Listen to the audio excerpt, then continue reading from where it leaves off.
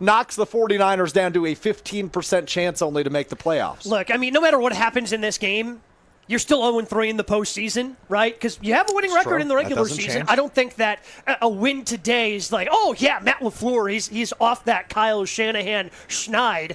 No, that's more of a postseason thing. I look at that as something that, when Chewy's Packers of the 90s just could not get over the hump against the Dallas Cowboys in the playoffs, yeah, it would have been great to beat them in the regular season, but ultimately a postseason success is what's going to, get that monkey off of your back. So I think that today is, again, it's an incredibly important day for both teams because the Niners are fighting for their postseason lives, and if you beat them today, it's going to be tougher for them in the wild card, and who knows what happens in that Arizona-Seattle game. If Arizona wins that, now they're 2 back of the Cardinals as we're hitting the home stretch of the regular season.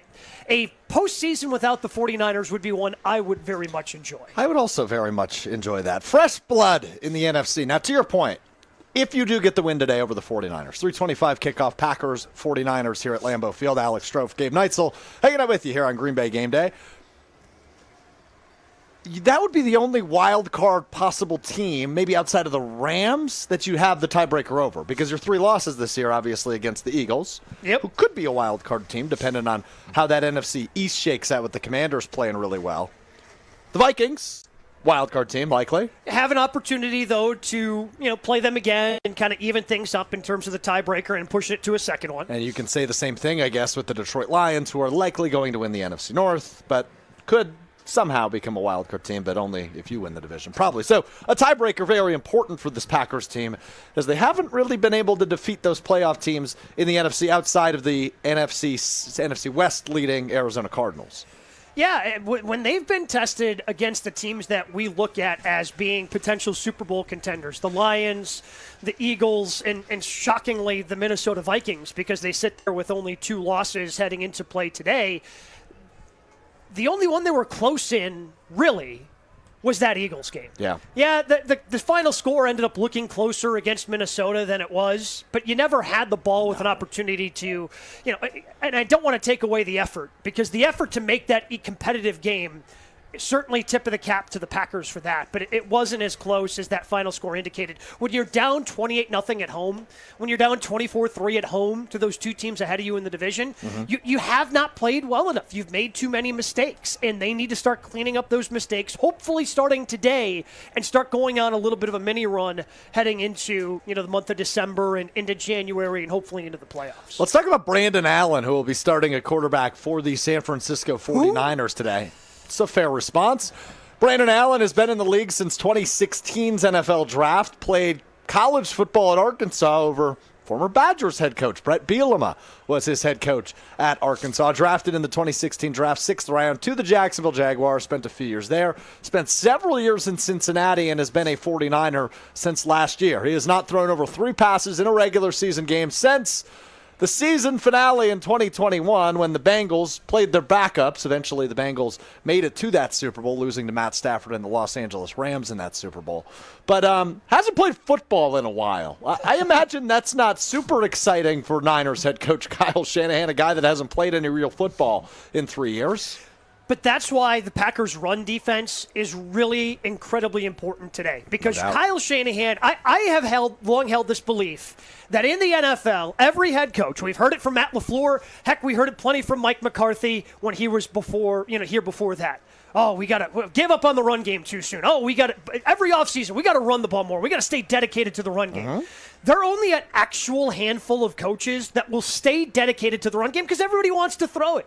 Everybody, especially if you've got a really good quarterback, you want to throw it. But Kyle Shanahan has proven that he is one of the coaches that if the run game is working, he's just going to keep running it. He's going to keep running it down your throat like he did in the 2019 NFC Championship game against the Packers, and Jimmy Garoppolo threw the ball 10 times, right? Like, threw the ball 10 times in an NFC Championship game because he just ran all over the Packers. Could be a repeat today. So if your run defense is not where it needs to be, Kyle Shanahan will continue to put stress on it because it takes stress off of his quarterback. Yeah, the Niners haven't used Jordan Mason a ton since Christian McCaffrey's return. Only 3 carries for Mason last week, who had a really nice start to the season in relief of the at that point, injured Christian McCaffrey. But since McCaffrey's return, rightfully so, it's been all McCaffrey in the backfield for San Francisco.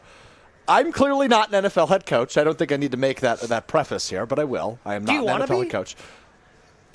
No. Okay. General manager, maybe. Right. That sounds interesting. What about you? Do you want to be a head coach? Do you have aspirations? No, are you kidding me? Like, sometimes, I know you're making a lot of money being the superstar you are, but NFL coaches get paid pretty handsomely. Like, they work more than I do, though.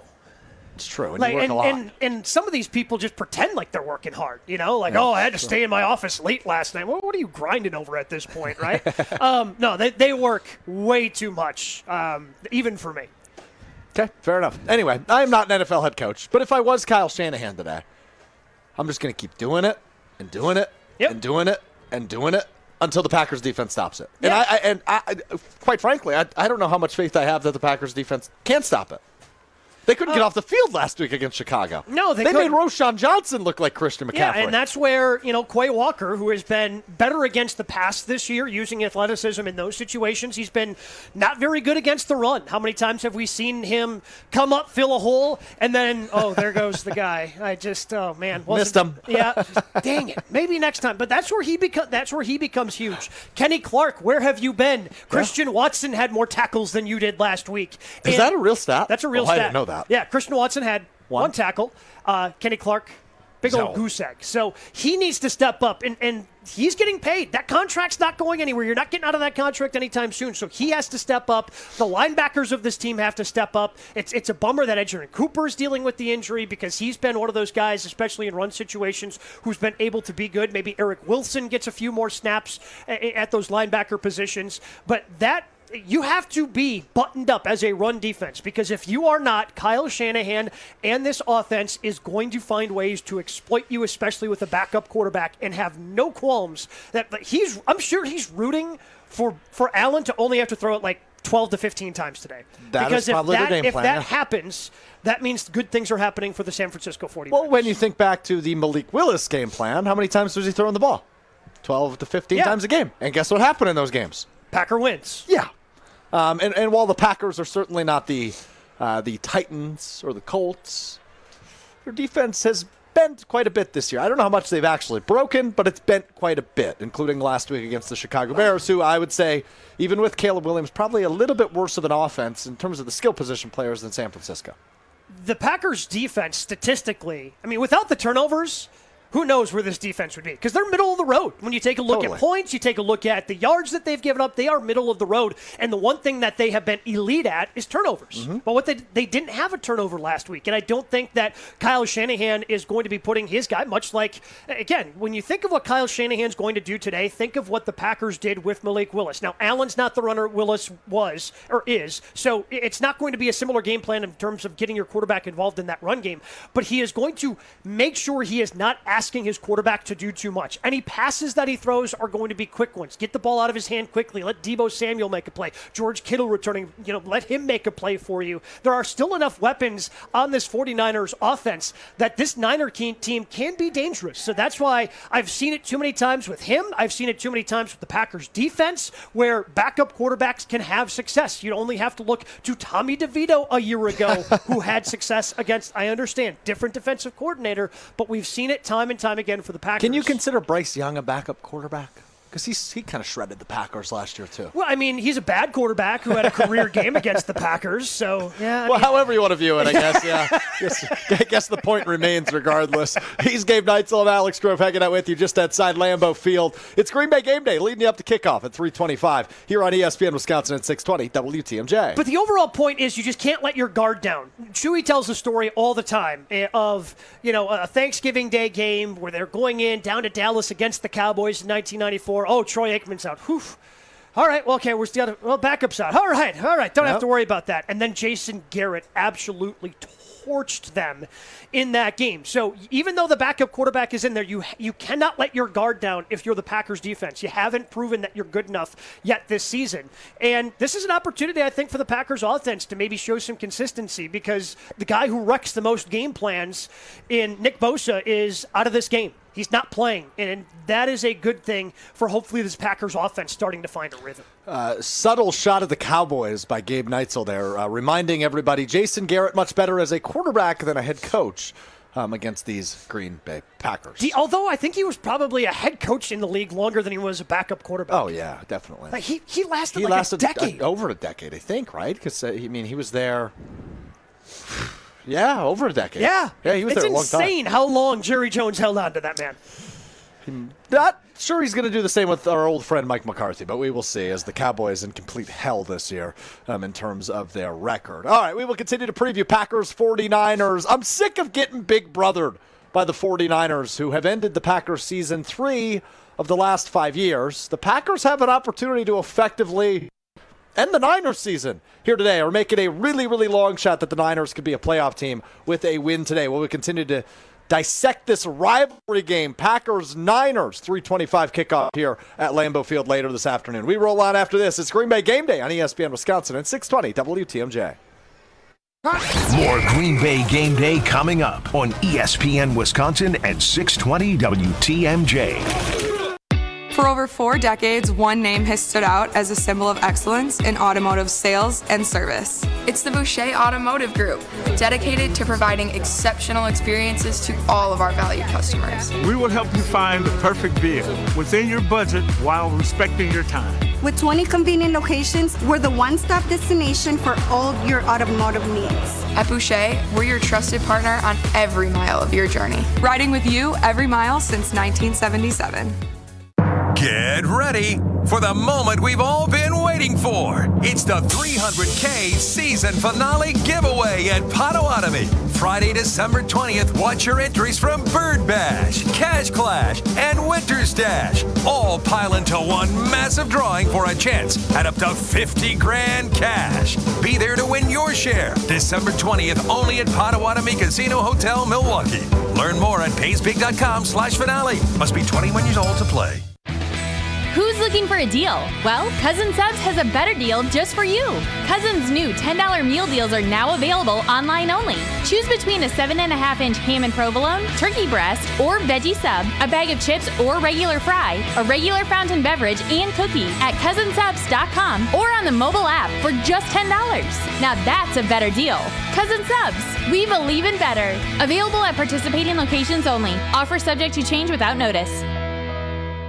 There's a good chance you're on a budget. We all are. But she wants a diamond. You know it, I know it. And Robert Hack Diamonds knows it too, because they offer a huge collection of lab-grown diamonds and they sell them at crazy prices. How about 2-carat total weight diamond studs for free when you mention ESPN and purchase at $2,000 of in-stock jewelry? You'll receive a free pair of 2-carat total weight diamond studs. Robert Hack Diamonds can get any size, shape, or clarity in natural or lab-grown diamonds. Don't buy until you call Robert Hack Diamonds in Greenfield or in Brookfield. Why overspend when you can save at Robert Hack Diamonds for the same diamond you're looking for? Spend at least $2,000 on in-stock jewelry and you get 2-carat diamond studs free, as long as you mention ESPN. Your visit will be worth it, and she'll think so too. Robert Hack also offers repair services and cash for your old gold. Robert Hack Diamonds, roberthackdiamonds.com, roberthackdiamonds.com. Visit them in Brookfield or in Greenfield.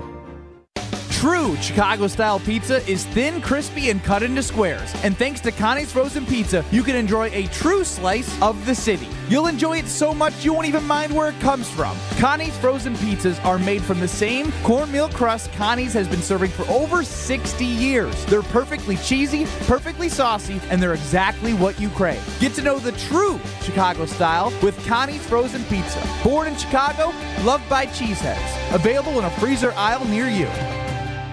Keep the elements out of your home with Pella Windows and Doors of Wisconsin. We had howling wind coming through. The rooms were freezing. We were very apprehensive about changing them because we were worried about losing the charm of the home. We went with Pella because we knew that they had an amazing reputation. We knew that they were going to have the windows that would look like they've been there forever, but with all the functionality that a window should have. Order today and get no interest and no payments for 12 months. At Pella Windows and Doors of Wisconsin, we offer a wide range of beautiful wood designs for installation within your unique home. Because wood is a natural material, it can be painted, stained, or left natural to complement your unique home decor. Experience nearly endless possibilities from Pella, featuring maximum design flexibility with dramatic sizes, custom colors, finishes, profiles, product types, and more. Order today and get no interest and no payments for 12 months. Visit PellaWI.com. Certain restrictions apply. Ends 11/30/2024. You're listening to Green Bay Game Day, presented by Orthopedic Associates of Wisconsin on ESPN Wisconsin and 620 WTMJ. I think they get the respect of everybody in this league in terms of what they've been able to do and what they're capable of doing. That's why I've said this is the biggest challenge of LaFleur's career. You got to keep his killer mentality. You got to keep his aggression. I'm not writing off a 49ers team ever. You know, they're still a very good football team. They're still a dangerous football team.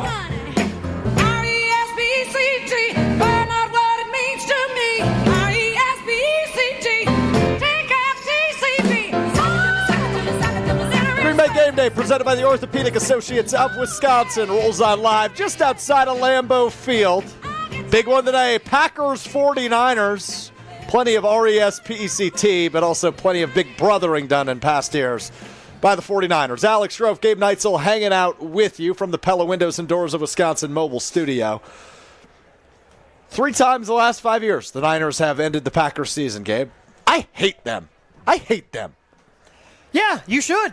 And look, the 49ers are a team that we've hated since the 90s. Ever since Mike Holmgren showed up here. Bryant Young. This is a team. Yeah, Bryant Young. Saw that jersey walking around earlier. He played a lot longer than I thought he did. 13 years now. Yeah. Anyway, continue. But I digress. But ever since Mike Holmgren showed up here, and then the Packers defeated them in 1995, there's always been like this Packers-49ers thing because there's always some sort of Packers-49ers connection, right? Holmgren came here from the 49ers. Mike McCarthy came here from the 49ers.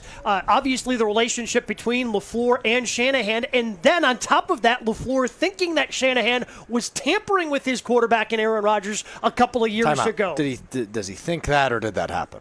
Oh, I mean, according to the league, it did not happen. All right. But, I mean, I think we all know it happened. It happened. Yeah. So you have all of that going into what this game is, and yeah, because the Packers and Niners have gone up against one another so many times in the playoffs, and the Niners have gotten the better of the Packers the last couple of years, this is certainly a rivalry game, one of those rivalry games, because the Niners, the last handful of years, they've gone to where they want to be the team that the Packers aspire to be, a team that's consistently in the NFC Championship game, has gone to a couple of Super Bowls. Now, they haven't gotten over the hump themselves, but that is right now what the Packers are trying to be, a team that has been as consistent as the 49ers have been up until this season. Hey, they've been there 3 times since the Packers have been there. They're just 0-3 and said Super Bowls, twice under Kyle Shanahan and, of course, once under Jim Harbaugh, back when they had the Harbaugh Bowl, which we'll see a rematch of tomorrow night on Monday Night Football on ESPN. But I digress. Look, when I think of this matchup, I feel like most of the time I've gone into it thinking, all right, Packers got to play good football, but they can win this game. Mostly, I'm proven wrong. I think back to a couple of years ago, they did win that one in the regular season. I know Trey Lance scored a touchdown for the Niners. I think it was on a Monday night. But most times, rather than not, Packers are on the short end of the stick, which hopefully they're not today. Now, again, they're playing a backup quarterback, but I mean, a lot of these games end up being very competitive. It's Yes. very competitive in the postseason. The last 2 times, the only one, the NFC Championship game back in 2019 wasn't very competitive. But the 2 games that Matt LaFleur has won, the one a couple of seasons ago, they needed a last-second comeback. That's where Aaron Rodgers found Davante Adams a couple of different times to set up a Mason Crosby game-winning field goal. So typically these games are tight and they're competitive, and it's probably because the coaching staffs are so familiar with one another. What do you fear most about the Niners today? Is it just how disciplined and well coached they are? It's Christian McCaffrey. Yeah, because the Packers, in the games where you've needed that run defense to show up, they've shown up sometimes, other times they haven't. Mm-hmm. And Christian McCaffrey really hasn't gotten going. I don't know if that Achilles injury is still bothering him as he tries to, really fight his way through and be a contributing factor of the 49ers. But he hasn't really gone off since he's been back with San Francisco. And that Packers run defense has been disappointing this year. You were hoping for better. We're going to, stop the run on our way to the quarterback. Well, they haven't really gotten to the quarterback. They haven't really stopped the run. And that's been disappointing. That goes back to the way the front four has played all season. And to me, the only way the 49ers end up winning this game is if Christian McCaffrey gets going, which is certainly a possibility the way the Packers' run defense has played this season. Yeah, I'm with you. When it comes to establishing the run for the Packers, any worries there, or are you impressed with how Matt LaFleur has continued to go back to Josh Jacobs and really get him going like he did a week ago in Chicago? The Packers are top 5 in rushing attempts in the NFL this season, and it's not even close. Like, the way that they've run the football this year, it's not even close to what they've done in years past. So is that a creature of signing Josh Jacobs, or is that a creature of Matt LaFleur evolving and realizing, sometimes with Aaron Jones he got away from the run too quickly? Or is it, two things can be true, Two things can be true in this situation. Certainly helps that 2.5 games you've had Malik Willis in there, so that ups the rush attempts as well, because you don't want to ask your backup quarterback to do too much. But he's also stuck with it. Even you take a look at what they did last week. They only threw the ball 17 times last week, had a couple of scrambles, certainly where you were trying to throw the ball with Jordan Love on top of that. But they have stayed dedicated to the run. And that, to me, is a big reason why they wanted to sign Josh Jacobs and, in their mind, upgrade over Aaron Jones. Yes, Aaron Jones is more explosive, but also as he's a little older, he's a little more banged up, he's a little more injured. You can't count on him to be the bell cow that Josh Jacobs has been this season. So I think it's part of a number of mitigating factors, but it's also, hey, we know that we can turn around and hand the ball off 20 times to Josh Jacobs, because that's what this guy's built for, and that's what they want to do. He is certainly built for it, and he has certainly proven why the Packers went out and spent what they did on Josh Jacobs so far this season. Imagine he'll be a big part of the Packers offense, not only today, but obviously down the stretch for the remainder of the regular season as we get into some of these colder games, some of these more, as you use the term, bell cow games. Josh Jacobs ready for the challenge, and he's been really good for the Packers this year. Two of their best players this season were those offseason additions, Xavier McKinney defensively and Josh Jacobs offensively. Imagine both of those guys. I would say those are their two best players right now. Yeah, agreed. Like, if we're talking Jordan Love 3? No. Okay. Because if we're talking about postseason accolades, if we're talking about guys who can make Pro Bowls, all-pro teams, things like that, there's only 2 in the running. It's Xavier McKinney and it's Josh Jacobs. Right? Maybe an offensive lineman can sneak in there as well, because the offensive line certainly has opened up holes for Josh Jacobs. A guy like Elton Jenkins, Zach Tom, who have reputations and have an opportunity to do that. Jordan Love, because of the turnovers, because of the inconsistencies, to me has not been their third best player. Each of these teams dealing with a couple of injuries, significant injuries, heading into this matchup. 3:25 kickoff today at Lambeau Field. Packers defensively will be without 2 of their starters. Rookie linebacker Edgerrin Cooper out with a hamstring injury, suffered this week in practice, and Jair Alexander still out, and out once again. He played last week for about 10 snaps. Yeah, PCL injury of sorts. Now mixed reporting on exactly the severity of the injury. We're not sure. But Jair Alexander, Edgerrin Cooper, no-goes today for Green Bay. On the San Francisco side, maybe a little bit worse. They are without quarterback Brock Purdy, and their best defensive player, defensive end Nick Bosa, will not play today for the 49ers. So both of these teams playing a little short-handed, but the Packers got the probably a little bit of the better side of the deal. But without your top corner and without debatably your top linebacker. Can we pick on Devondre Campbell today? I hope so. Is he one of your least favorite Packers ever? He's up there for me. I guess I don't know, because ever since he left, I've barely thought about him until coming into this week, and I've seen some tweets and digging about how bad he's been playing for this 49ers defense, because it hasn't been good. No, it has not been. And my big fear when he signed here a year ago was, there is so much talent around him, his numbers are going to be inflated and all these different things. And no, he has not been good for the middle part of that 49ers defense, and it's been a big reason why they have struggled at times. Ring the bell and tip-tap for another Green Bay showdown against San Francisco. Salvation Army salutes bell ringers this holiday season and asks that you donate into the Red Kettles or electronically with tip-tap. Your support helps those in need throughout Wisconsin. Coming up next, ESPN NFL Nation reporter Rob Demovsky joins us, and Super Bowl champion Jarrett Bush joins us for the remainder of our program. Gabe Neitzel, Alex Strouf hanging out with you. It is Green Bay Game Day, presented by the Orthopedic Associates of Wisconsin, right here on ESPN Wisconsin at 620 WTMJ. We're back with Green Bay Game Day after this on ESPN Wisconsin at 620 WTMJ. Football season. Best time of the year and my favorite time of the year. This is ESPN Wisconsin's Brad Nortman. On game days, my favorite teammate is a cold carbless in my hand. Premium cocktails in a can made right here in the great state of Wisconsin. Maybe it's when I'm at the tailgate ahead of kickoff or getting ready at home for the game. Carbless is there. 0 sugar, 0 carbs, and gluten-free. Carbless features classic cocktails like margarita, Paloma, and even Moscow Mule, and vodka cocktail flavors like cranberry, lemon, and peach. Find it on your next grocery trip. Carbless. Less is more. Wilde Automotive Group's Black Friday sales event is back. Now through November 30th. Get up to $10,000 in rebates, plus up to 10% off or 0% financing. All with Wilde's exclusive 20-year, 200,000-mile warranty. Our biggest savings, lowest rates, maximum trade values, and huge selection. Now through month end at every Wilde location. Go to EWaldeAuto.com. On select models with approved credit, all rebates and incentives to dealer. See dealer for details. Expires month end. This holiday season, the Salvation Army needs your help. Bell ringers are working hard, and our service depends on generous donations like yours. Every dollar donated helps us provide meals, shelter, and emergency support to families in crisis, not just at Christmas, but all year long. From immediate need to long-term care, your donation can create lasting change in our communities. Join us in making a difference. Volunteer as a bell ringer or donate today. Visit salvationarmywi.org to learn how you can help. Change your grocery game plan to locally owned Century Foods, home of the best meat, freshest produce, and tastiest treats. And free groceries. Okay, just calm down. We'll get to that later. Stay tuned in right here to score free groceries. Stop, please. Okay, I'm shutting up. My lip is zipped. Anyway, let's get to this week's specials at Century Foods. Now through Wednesday, save on 9 to 10 ounce selective varieties Old Dutch Twin Pack Potato or Dutch Crunch Chips, 2 for $5. 24 pack selective varieties Coca-Cola Soda, $12.99. 24 to 70 count selective varieties Chinette Classic Plates or Bowls, $6.99. 19.5 to 34 ounce selective varieties Sara Lee Fruit or Cream Pies, $4.99. And now time for the big reveal. Free groceries. That's too over the top. Try this. Win free groceries from Century Foods. Win free groceries from Century Foods. Forget it. I'll handle the rest. Enter to win $500 worth of free groceries on Century's Facebook or Instagram by January 8th.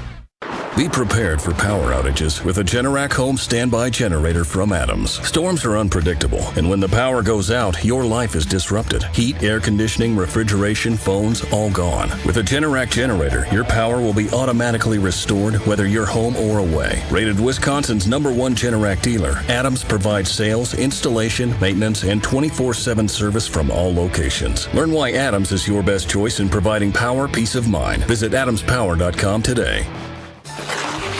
Oh no, my phone. Hear that? It's the sound of a skater dropping her phone and smashing it on the ice. Yep, it's definitely broken. But at Verizon, we got you. Black Friday starts now. Trade in any phone, any condition from one of our top brands and get a new Samsung Galaxy S24 Plus on Unlimited Ultimate and Watch 7 and Tab S9 FE 5G. That's up to $1,900 in value. So you'll save big on 3 great gifts. Hurry into Verizon this Black Friday. Service plan required for Watch and Tablet. Up to $1,900 value based on phone, watch, and tablet. Trade in and additional terms apply. See Verizon.com for details. Okay, I have to tell you. I was just looking on eBay where I go for all kinds of things I love, and there it was. That hologram trading card. One of the rarest. The last one I needed for my set. Shiny like the designer handbag of my dreams. One of a kind. eBay had it, and now everyone's asking, ooh, where'd you get your windshield wipers? eBay has all the parts that fit my car. No more annoying. Just beautiful. Whatever you love, find it on eBay. eBay. Things people love. This is Green Bay Game Day, presented by Orthopedic Associates of Wisconsin on ESPN Wisconsin and 620 WTMJ.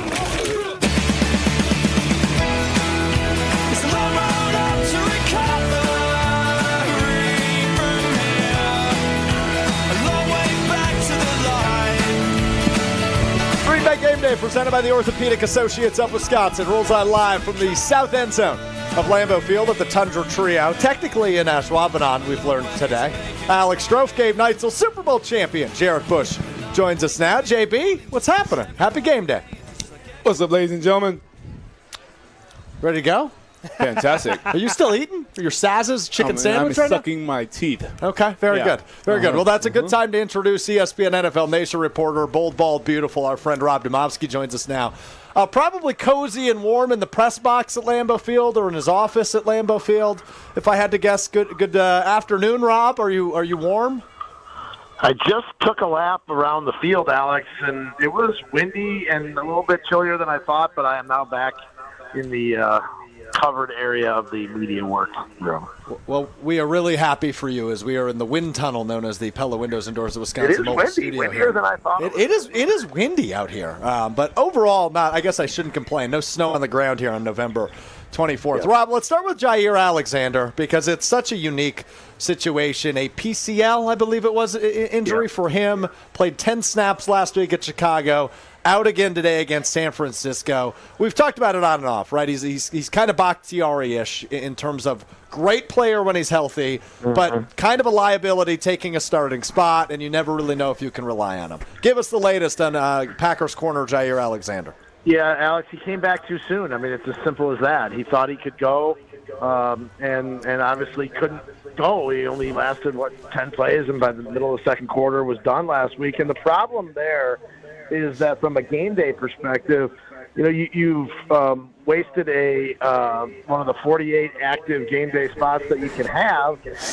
When if you knew he wasn't going to be able to go, you would have had Robert Rochelle active. Now, they were lucky that they did not have another cornerback injury, because if they did, it would have been all sorts of problems and shuffling people around and having to play Eric Stokes more and on down the line. So it didn't bite him last week, but it's one of those things where, like you mentioned with Bakhtiari, it's hard to live in a world where you don't know necessarily from week to week whether you're going to have one of your best players. Rob, part of the struggles of the offense have been on third down and obviously scoring touchdowns in the red zone. Yeah. Is a big part of that because nobody has emerged as that go-to guy. So when it's 3rd and 7, LaFleur can go, I'm dialing up a play for this guy because I know I can rely upon him the way the Packers did with Devontae or Jordy or Greg Jennings and guys like that. And that's, Gabe, that's one of the downsides of not having a clear-cut, wide receiver one or a tight end who's just an unbelievable target in the red zone. And look, we talked all off season about, do you need a number one? No, they say that you don't because they have so many weapons. But it's a little bit like third down too as well. Like when it's 3rd and 6 and you absolutely have to have a 7-yard completion on a slant or a stop route or whatever the case may be, who are you going to? I mean, in most cases on third down, you would have said Romeo Doubs, and that's probably still true. But it's not clear cut, and I do think that is one of the downsides of not having a true number one. Yeah, because, when I think of Devontae, when I think of Packers-Niners, and I know LaFleur and the Packers have had their struggles against the 49ers, I think of that game Sunday night in San Francisco where the Niners gave Aaron Rodgers just too much time, and the two big passes that he had to get them in field goal range for Mason Crosby to hit a game-winning field goal, it was Davante Adams. Everybody in the building knew that Davante was getting the ball, and it did not matter. Yeah. I don't know if you heard this week, there was a clip from the Utah Jazz coach about, I think he was talking about Dalton Connect, and he said everybody in the gym knew that the ball was going to him except for the guys on our team. Little bit the same way when you had a guy like Davante Adams. Right? So I guess where my head goes based on that conversation, maybe we'll have this a bit later, Gabe, is who should that guy be in your estimation, Rob Demovsky? Well, again, I don't know if they have one. I mean, Christian Watson's really good at times on certain types of plays, on deep balls. You would think Christian Watson would be a guy that would really be built for the back shoulder fade, in the red zone or short yardage passing situations, just because of his size and his athletic ability.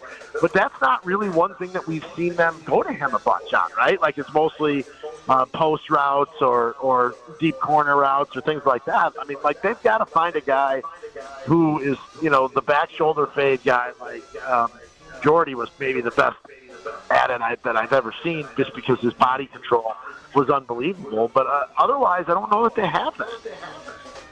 Yeah. Tucker Kraft comes to mind for me. Well, but he's probably not quite there yet. That's the problem, is that too many guys. I mean, oh man, yeah, Jaden Reed, he was great. Yeah. 2 targets last week. Christian Watson was great. Maybe he has 2 targets today. There's only 1 target for Tucker Kraft, and that was the interception last week. That's right. Yeah, well, I mean, to be fair, they only threw it 17 times, though, right? I mean, like, it was a little bit of an oddball game where they only ran, 45 plays or whatever it was, and they only had 5 third downs. I mean, I'm willing to say let's treat that game as a little bit of an anomaly. Sure, but I mean, I think that still stays. One guy will have a big game the next 1 week. I mean, Romeo Dobbs had, when he came back from his suspension, Rob, had a couple of really big games, and ever since then has kind of been on the side of a milk carton again. Yeah, hey, Rob, how you doing? This is Jarrett. Hey, JB, how are you?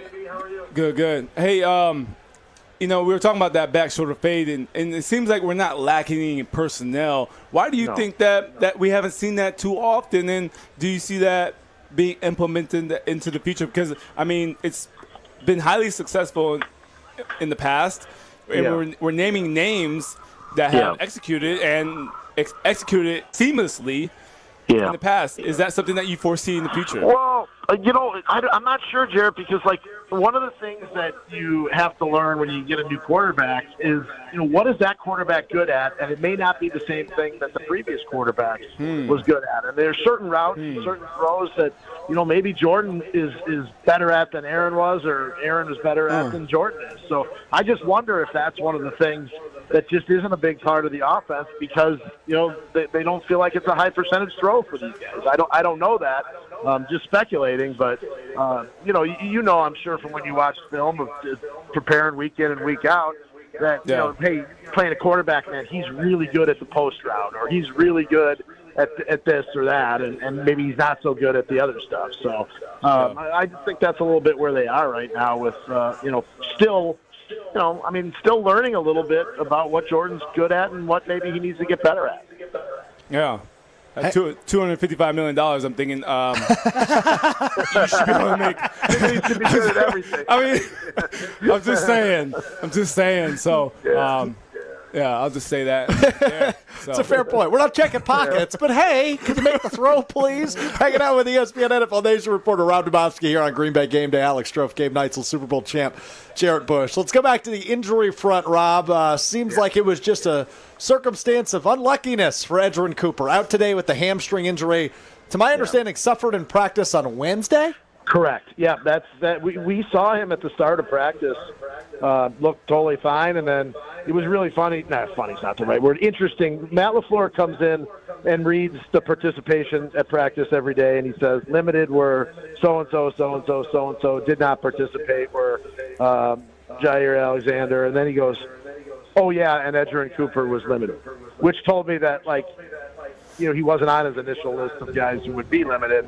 And so we followed up the next day, and sure enough, he had an injury in practice. And look, it's not going to probably land him on injured reserve, but it probably will keep him out for the next 2 games, just because they're not going to practice really at all next week, right, Jarrett? On a Thursday game, you don't really do any actual practicing. It's just walk-through stuff. So you cannot put a guy with a hamstring injury who didn't play the week before out there without really having it tested in practice. So it's probably a 2-game absence minimum for Edgerrin Cooper. Right. How tough of an injury is that for him in this game, Rob? Because Cooper's been, yes, he's made his mistakes, but he's made explosive plays. And the run game, I'm sure, with a backup quarterback, that's going to be a heavy part of Kyle Shanahan's game plan. Yeah, it is. And look, I mean, he's probably, a pretty good run player. Maybe this is where Quay Walker's got to become what they want Quay Walker to be, right? He's got to almost have a dominant game against a running back like Christian McCaffrey. And this is where you're going to see maybe a little bit is if Quay can do it, and if he's ever going to be able to do it. If he can't do it today, I'm not sure he's ever going to be able to do it. But he needs to have a big game today, because as you're right, with starting with Brandon Allen, that's right, that's his name. That is correct. Yes. Yeah, you got it. What a journalist. Wow. Yeah. Impressive.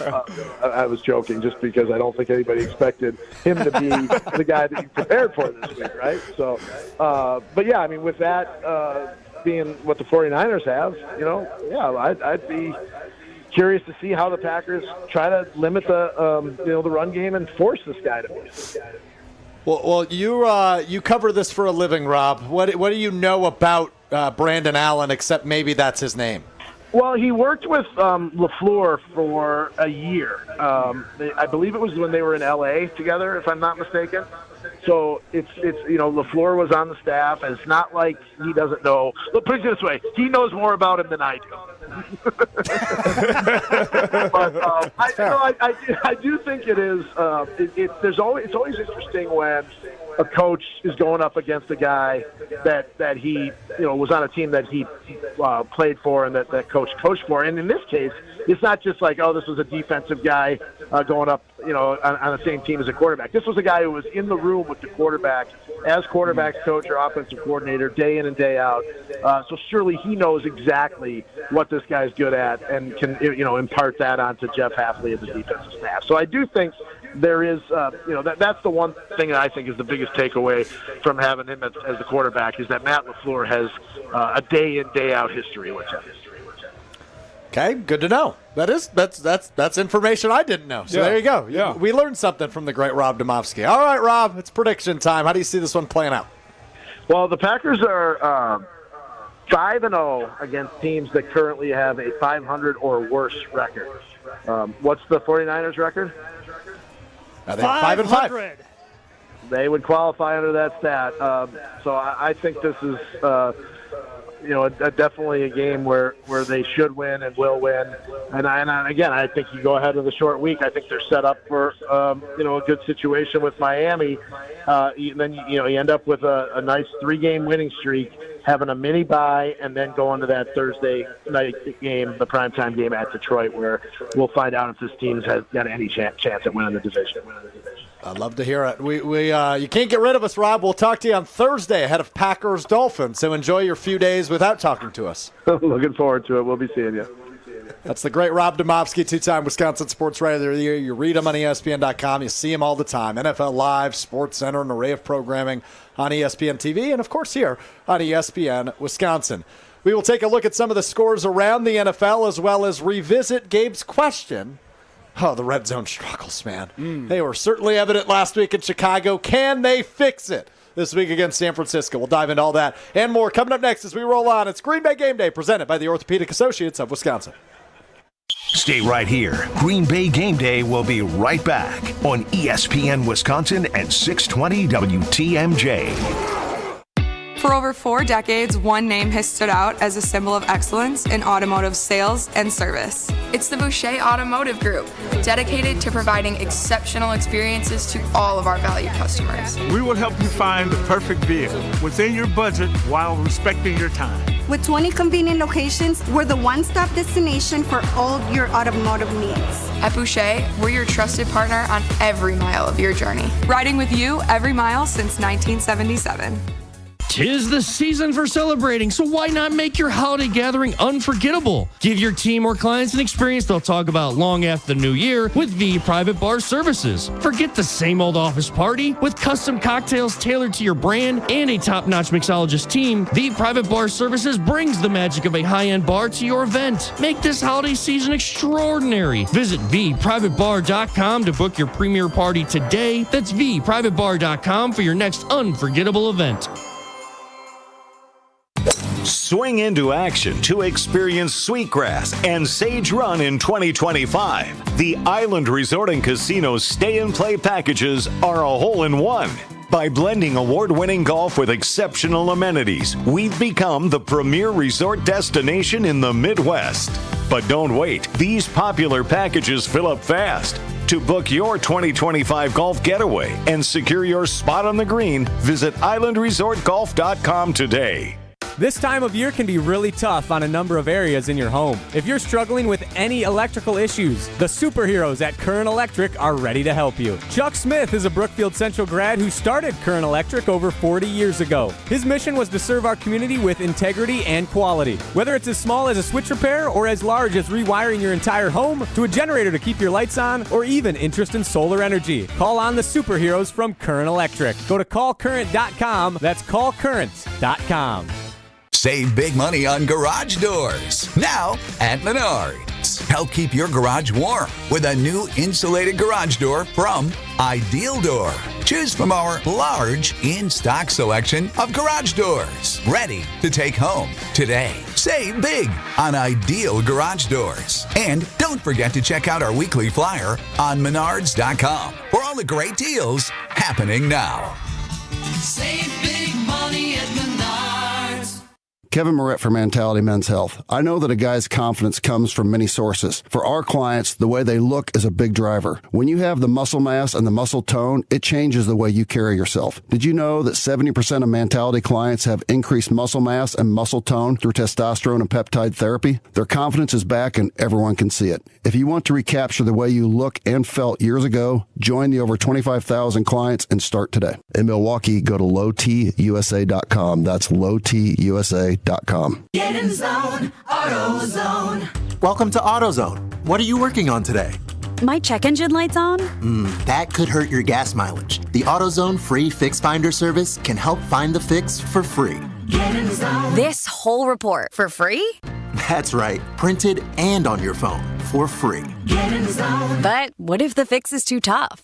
We'll recommend a local shop. Fix Finder, only at AutoZone. Get in zone, AutoZone. Restrictions apply. Meet Cheryl. Hey. She's on vacation and lost in the moment. Unfortunately, so is her Chase debit card. It's gotta be somewhere. Maybe she lost it at salsa night. These skirts should have pockets. Or maybe she lost it at Pilates. 3 and 2 and... But she's not worried. With the Chase mobile app, she can lock her card till it turns up. Tools that help protect. One bank that puts you in control. Visit chase.com/checking. Chase, make more of what's yours. Chase mobile app is available for select mobile devices. Message and data rates may apply. JP Morgan Chase Bank, N.A. member FDIC. Welcome back to Green Bay Game Day, presented by Orthopedic Associates of Wisconsin on ESPN Wisconsin and 620 WTMJ.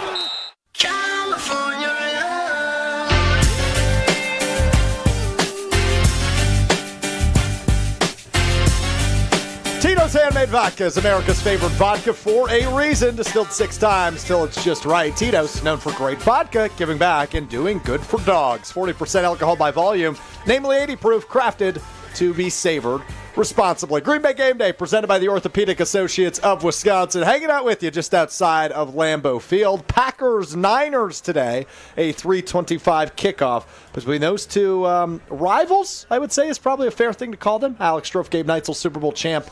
Jarrett Bush, you consider the San Francisco 49ers a rival? Yes, I would.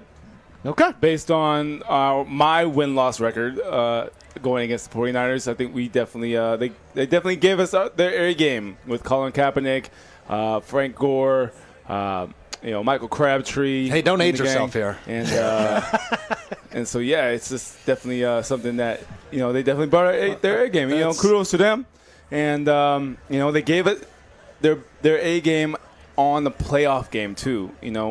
At their house, at our house, and it's been a real struggle. But hopefully the tides have turned today. Yeah, hopefully. Matt LaFleur, 2-4 in his career against the 49ers. 2-1 in the regular season, just 0-3 in the postseason, ending the Packers season 3 of the last 5 years. Taking a look at some of the scores around the NFL right now. Buccaneers up on the Giants 10-0 about 5 minutes in to the second quarter. Chiefs up 10-6 only on the Carolina Panthers 5 minutes into the second quarter. Second quarter just getting underway in Washington, D.C., technically, as the Commanders lead the Cowboys 3-0. Barn burner there.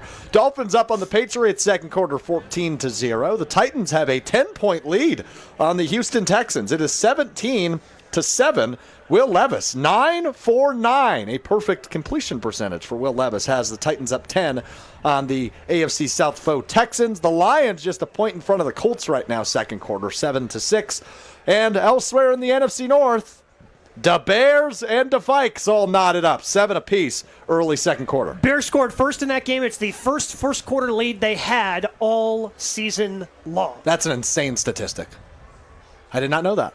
I did not know that. And it lasted all of, 4 seconds, 6 seconds into the second quarter, where the Vikings punched it in to even it up. There you go, 7-7 between the two NFC North teams playing one another today, the Vikings and the Bears. Gabe, I want to go back to the question you asked Rob Demovsky, and a question clearly you've been thinking a lot about this week since the Packers narrowly escaped last week in Chicago.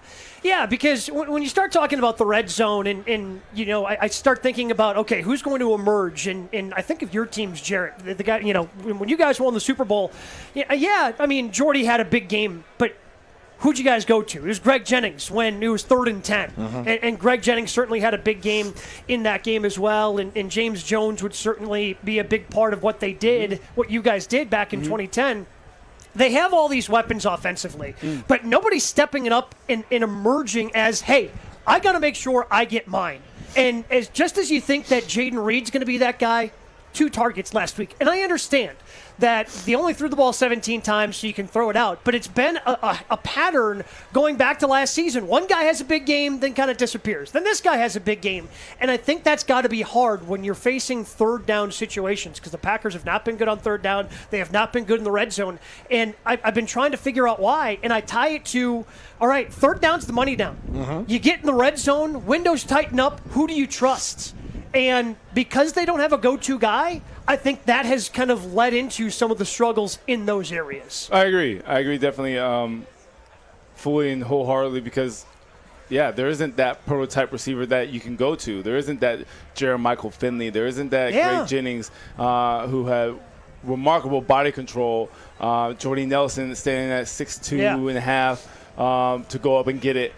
So I think when you look at just the body type or the physicality of the player or the athlete, we don't have one. I think the closest one to it is either the tight end, Tucker Kraft, or Christian Watson. And so when you look at it just from a standing tall posture standpoint, we don't have that. Now, however, I think Romeo Doubs does have some capability of ball adjustment skills that can play into that. But, however, I definitely feel like there's a huge chemistry component that you have to be able to trust. And with that look of an eye contact or a nod or a hand, some type of hand signal that you can connect in the red zone from a fade to a slant to some type of squirrel route, football play. And so I definitely feel that that's something that should incorporate because, the points, it's all about points, right? People want to see the points. And at the end of the day, if you have the most points, wins. And so if you're not, thank you, JB. Let's just keep it that simple. So, but if we're not capitalizing on those points in the red zone, your point is valid. And you take a look at what they did last week against the Bears, and they only punted once. Right. They had the other, and because it was a weird game, they had another possession where they just took a knee at the end of the half. But really, of the 5 of 6 possessions of consequence, they ended up in the red zone and didn't come away with points twice because of an interception, because you decided to go for it, and that's why it ends up being as tight of a game as it is. They need to increase that red zone efficiency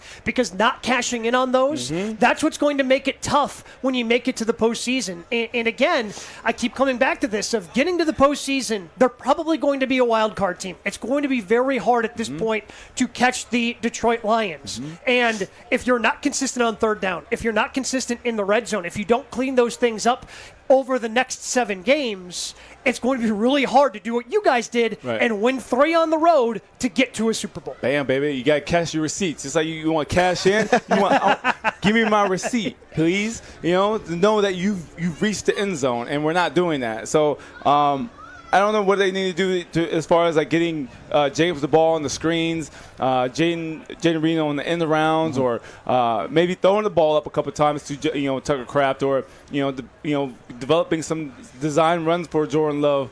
Heaven forbid that he's coming off an MCL, but Matt LaFleur is a coach. I think that should be a point of emphasis, and it'd be interesting to see what the percentage and what the breakdown of the area of the field, we call it the low red zone and the high red zone, of where they're producing points. Are they producing points in the low red zone or the high red zone?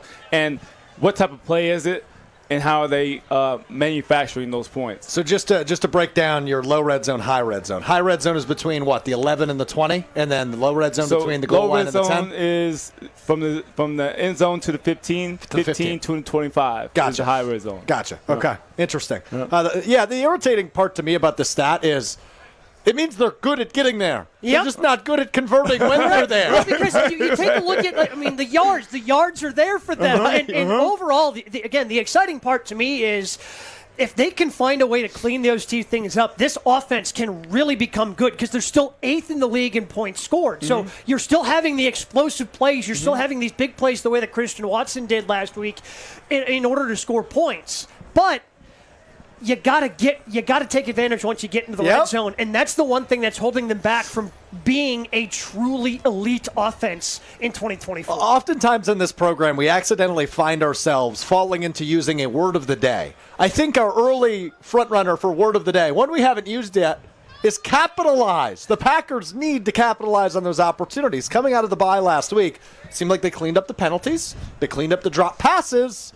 Not so much the capitalization in the red zone. Well, but I guess it's kind of a ratio thing, right? When you only the ball 17 times, they did still have a drop from Romeo Dobbs on third down, which ended up killing the drive and what did you typically want to do on third down, Gabe? Catch the ball, convert, capitalize. There's the word. Cash in, get that receipt, baby. Get that receipt. Yeah. You're looking to get that receipt. There's actually maybe our phrase of the day. No doubt about that. All right, coming up next, Jason Wilde, the three-time Wisconsin Sports Writer of the Year, host of Wilde in Tausch, weekdays from 9 to noon, will join us for the Jason Wilde Hour. We will take a look later in the hour at the official injury report. We know the big ones already. No Jair Alexander for the Packers.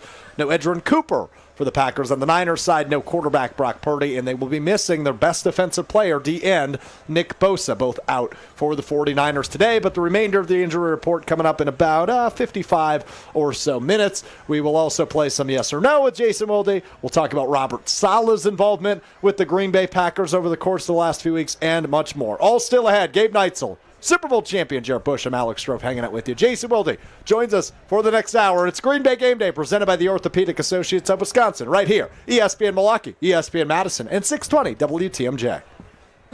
More Green Bay Game Day coming up on ESPN Wisconsin and 620 WTMJ.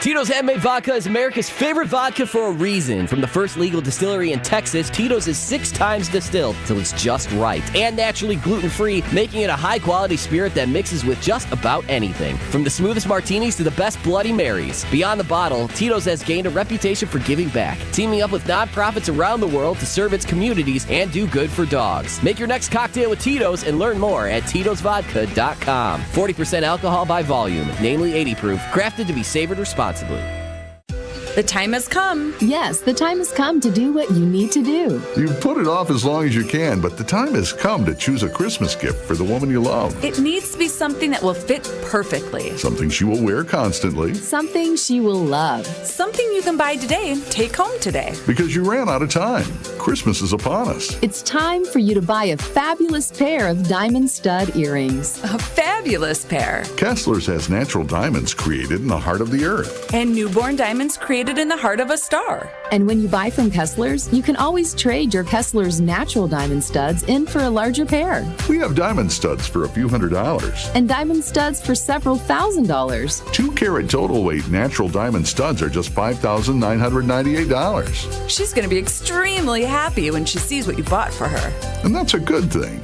A very, very good thing. Find the Kessler's nearest you at KesslersDiamonds.com. Here in Wisconsin, one name is synonymous with fantastic frozen pizza, Palermo's. For almost 60 years, Palermo's has focused on feeding Wisconsin families. And though Palermo's has grown a lot since 1964, they're still family-owned. They're still proud to call Milwaukee home. And they're still committed to making the best frozen pizza possible. From their new and improved rising crust pizzas to their guilt-free Primo thin pies, Palermo's has a delicious slice for every appetite. Find Palermo's in your local grocer's freezer food aisle. Palermo's. Flavor is our family's business. For your little ones and your biggest joys, for your forever true and your fur kids too. For all the reasons you smile, get covered with dental and vision insurance from Delta Dental of Wisconsin and Delta Vision. Support your overall health. so you can be your best for those who matter to you most. Call John Saganiak Jr. John Saganiak Jr., Saganiak Planning, 262-783-6161. Saganiak Planning, a name synonymous with employee benefits and top-notch service.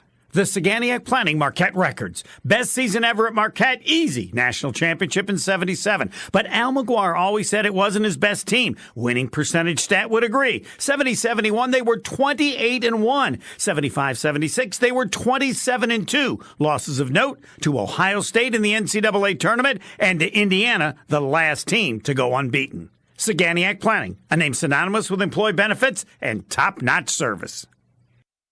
America is kept safe because the Army National Guard responds, protects, and supports our nation when it needs them most. The Army National Guard responds to disasters such as wildfires and floods. They protect us with missile defense, cybersecurity, and civilian support teams for chemical, biological, and radiological hazards. Be there for your community and your country. Visit NationalGuard.com to learn more about part-time service.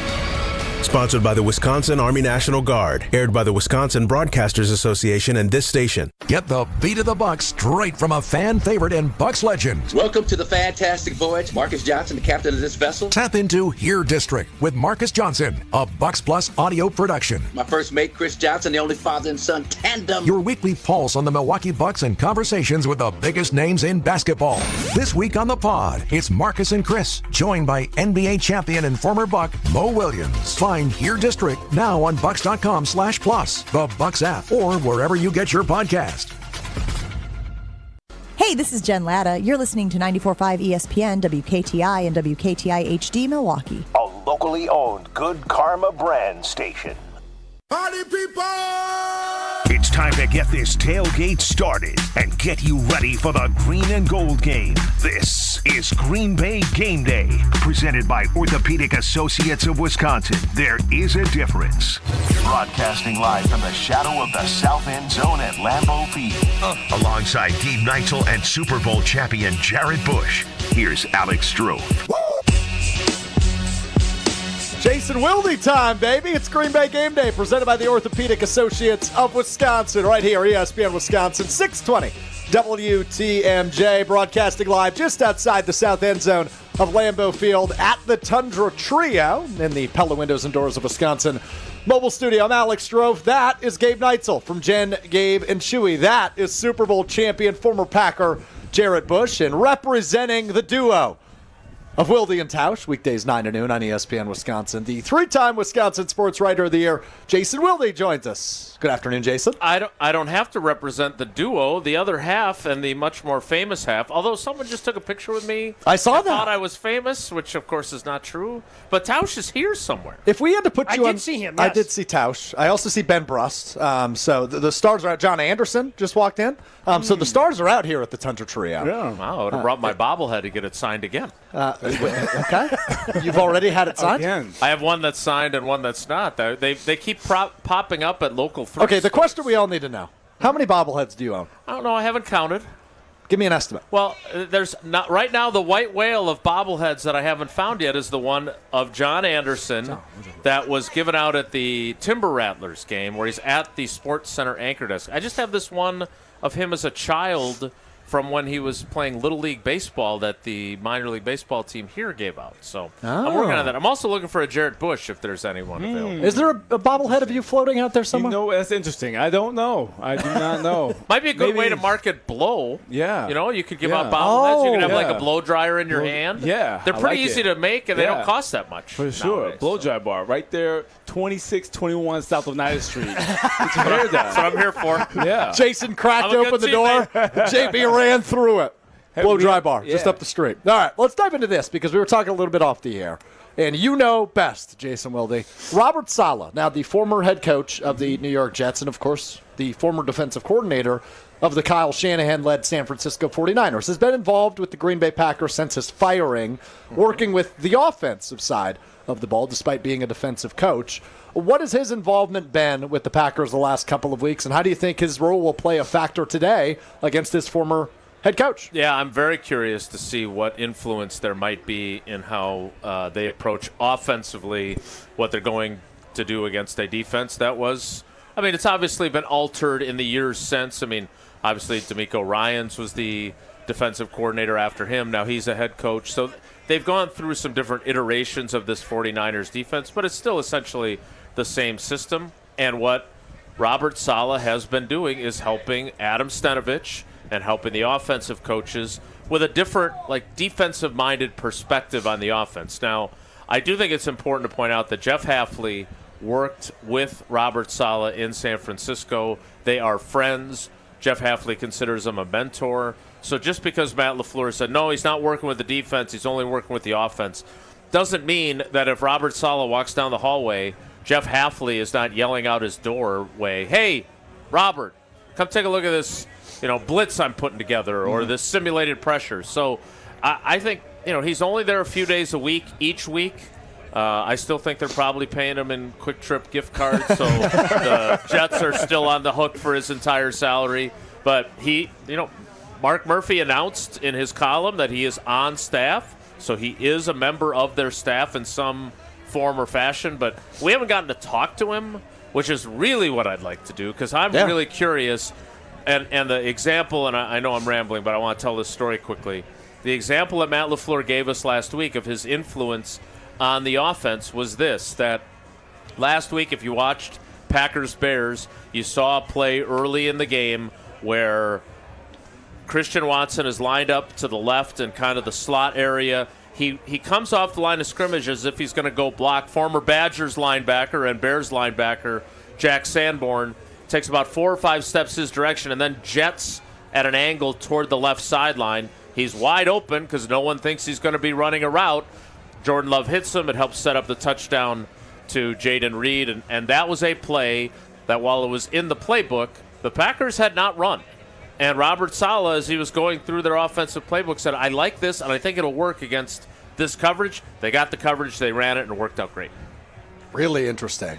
I'm curious how his role will obviously either stay the same or evolve over the course of the year. I imagine there's not a lot of evolution to be had or more involvement for him to be had from what I gather from what you just said. But I'd be curious to see as this team continues to win ball games and eventually makes a push in the postseason if Saleh maybe becomes a bigger piece of it, is here on game days. Do you think that's in the cards? I wouldn't rule it out. Now, I think the critical piece of this is his history with Jeff Hafley, and I know there are some Packers fans whose attitude has been, and look, I know Jeff Hafley is well aware of the negative questions that he felt we were getting or we were giving him on Thursday, but I think their defense has played pretty darn good football for most of the year. But I think there are Packers fans that in their moments of frustration blurt out things like, get rid of Hafley and put Saleh in charge of the defense. I would say this, and I'm not saying this is likely to happen, but if this defense plays more like it has in other games and less like it did against the Bears, and they keep advancing and they have a really good season, I would not be surprised at all if Jeff Hafley eventually ends up in some conversations about a head coaching job. And then if Robert Saleh doesn't have those types of opportunities after the train wreck of the Jets, he is awfully close by if you'd like to make that addition. After some of the reporting around the Jets this week, I don't know how much Robert Saleh is to blame for the Jets being a train wreck. But when it comes to this defense, though, Jason, again, it keeps coming back to the pass rush. Do you look at what happened last week with Rashawn Gary finally actually beating a man in front of him to get a sack? Is that a sign First of things? time for everything. Yeah. Is that a sign of things to come? Or was that, are they actually going to build some momentum with that? Because that's what, to me, this defense comes down to. Can they generate pressure with just full? Spooky or fluky? Yeah. Nice Wilde and Tausch reference.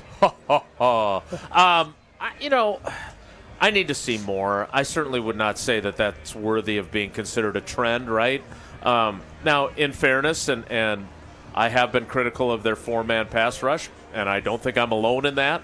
The Bears did do a really good job up until that point in the game of getting the ball out of Caleb Williams' hand quickly, so he wasn't in that much danger, right? But that has just been I spent some time with Kenny Clark at the end of the week for a story for the short week with Thanksgiving, and maybe he has a big day today and it will be kind of rendered useless, but Kenny knows that they're not doing a good enough job. My opening line to him when we changed subjects was, look, you know how much respect I have for you, but the numbers are the numbers. Christian Watson had more tackles than him last week. So and it's not just him. it is like I was wrong about Lucas Van Ness to this point. I thought Lucas Van Ness, I thought he would go through this maturation from year 1 to year 2 of, okay, I'm me strong like Hercules. I thought he would transition into being a more well-rounded pass rusher. He has not done that. I thought Rashawn Gary, another year removed from that torn ACL, would be more productive. That has not been the case. I just, and it's so vital. You think back to some of the teams that have come into this building and beaten these guys, or some of the 49ers teams that we were just talking about with D'Amico Ryans and with Robert Saleh as the coordinator. The Giants, another example, back in the OCU Manora era and the Justin Tuck era. It makes your defense, JB can talk to it better than I can. It makes life so much easier for your defense if you could just do it with those 4 guys, and they have not been able to do that all season long. So despite some of the impressive things this defense has done, there is still a glaring issue. I go to the former defensive back, JB. Is this something that's fixable? It is fixable. I think you got to look at the transition. You got to look at the transition from the 3-4 to the 4-3. Did you or did you not bring in your model defensive linemen that represent a 4-3? Or do you still have, which is the personnel of a 3-4 defense? And so I think you're asking a defensive lineman in a 3-4 and a 4-3, 2 different types of responsibilities. And so I think there's still, or maybe in hope that you're thinking that 3-4 model of a defensive lineman, it can translate to that 4-3, and they're seeing a bit of a hesitancy in production because of that transition, as well as the secondary, some laps and some injuries, right? Because it goes hand in hand. And so I think what you're seeing and witnessing is a struggle period, basically. And so hopefully they can overcome whatever struggle that they're having with Kenny Clark and the rest of the defensive line, Van Ness especially. Clearly they're not lacking any strength. I think it's just an ability sense, and as well as this the role of that 3-4 transition to that 4-3, because it's technically been 7 games, 8 games or whatnot. So I think it's going to take some time. Packer fans, Jamie, my struggle with it, and struggle? Look, you're a good teammate, and I respect the hell out of you. I want my money, I want it now. But here's the thing, like I can see the transition from a 4-3 to a 3-4, right? I mean, Aaron Campman went through it. You went through it. You were on that team, right? And this system is predicated on no longer having to read and react and absorb blocks. It's about jetting up the field. I don't think that that's as complicated as the stuff that you had to do when you had to switch to a 3-4. Agreed. And so I especially now for Kenny, for example, he had production a lot of times when he was head up on the center and playing nose tackle. Right. He doesn't do that as much. Correct. So maybe that's part of it for him. Okay. But the idea that, remember, I famously was the one who Matt LaFleur made fun of for saying that they only had 2 down linemen on a play. The outside linebackers become defensive linemen, defensive ends in our scheme. Yeah, yes, you didn't know that. Matt, I do know that. But if you look at the screen, they are like wide 9 techniques that are so far you can't even see them on the television. Yeah. But if you're going to tell me that in past situations they become defensive ends, then why can't they get it done no matter what the system is on 3rd down? It's simple math, Wilde. They have 4 defensive linemen. You have 5 linemen. Now you have a 5th in the running back. Is it simple math for Is it simple math for 4 against 6? Myles Garrett? Is it simple math for Micah Parsons? Now those are like marquee names, though, Wilde. They paid Rashawn Gary $96 million. I'm not disputing that. However, you change the defensive scheme. Micah Parsons, I think Myles Garrett are in the scheme that they exist in. And there has been no change. How did Clay Matthews have success as a rookie then? Like, if it's just, you're coming, we're all coming at JB. Everything's so complicated. When Dom Capers got hired, he drafted Clay Matthews. Correct. And there was no change from that point on. But Clay came into the league not playing in that system and had success as a rookie, did he not? He had tremendous. Yes, tremendous that's what I'm saying. He had tremendous success right. as a rookie. So I just, when you're rushing the passer, to me, again, maybe I'm oversimplifying this. Rushing the passer is rushing the passer. Correct. If you're Rashawn Gary and it's 3rd down and 10, I don't care what the scheme is. Your job is to beat the tackle in front of you, and he hasn't done it enough. Period. Full stop.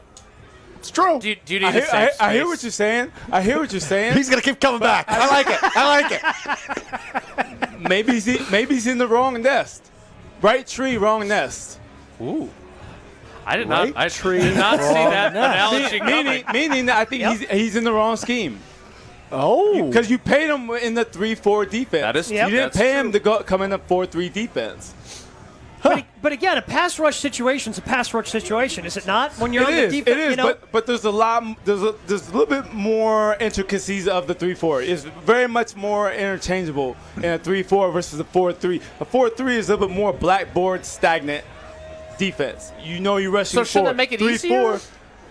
It makes it easier for the offense, in my opinion, because you know these 4 are coming. Yeah. Rarely do they ever drop off in coverage. In 3-4, you had Clay Matthews getting picks. You had Julius Peppers getting picks. You had how many other linebackers, pass rushers, dropping back and getting picks and taking it the other way. But how many times, though, I mean, in today's NFL, you're also playing sub-packages nickel 75% of the time.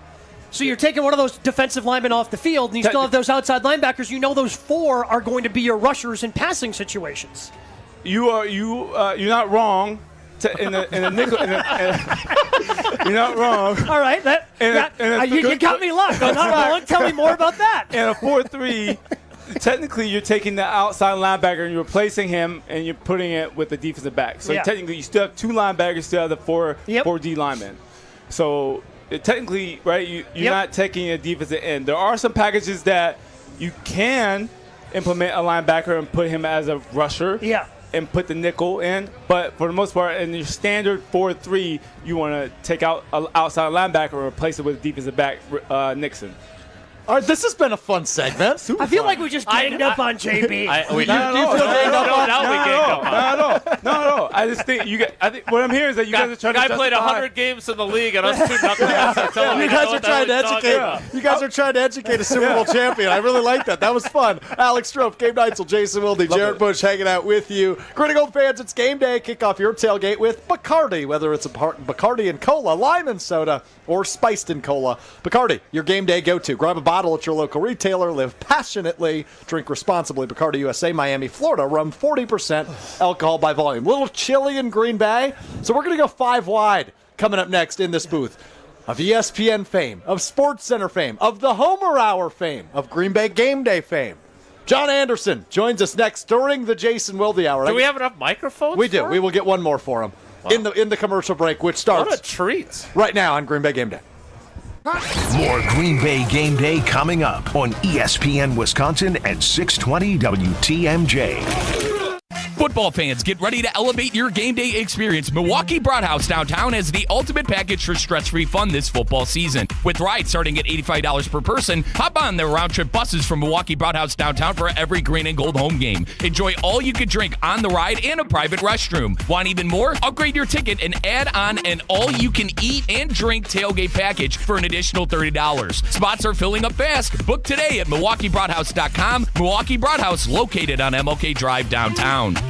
Another MVP has joined the roster at Orthopedic Associates of Wisconsin. Dr. Ryan Stefanchuk. Board certified in sports medicine, physical medicine, and rehabilitation, Dr. Stefanchuk specializes in non-operative treatment of the spine, chronic pain, all joints, all musculoskeletal problems, and more, emphasizing holistic care first, with a focus on diet, sleep, stress management, and social connections for a patient's well-being. At Orthopedic Associates of Wisconsin, there is a difference.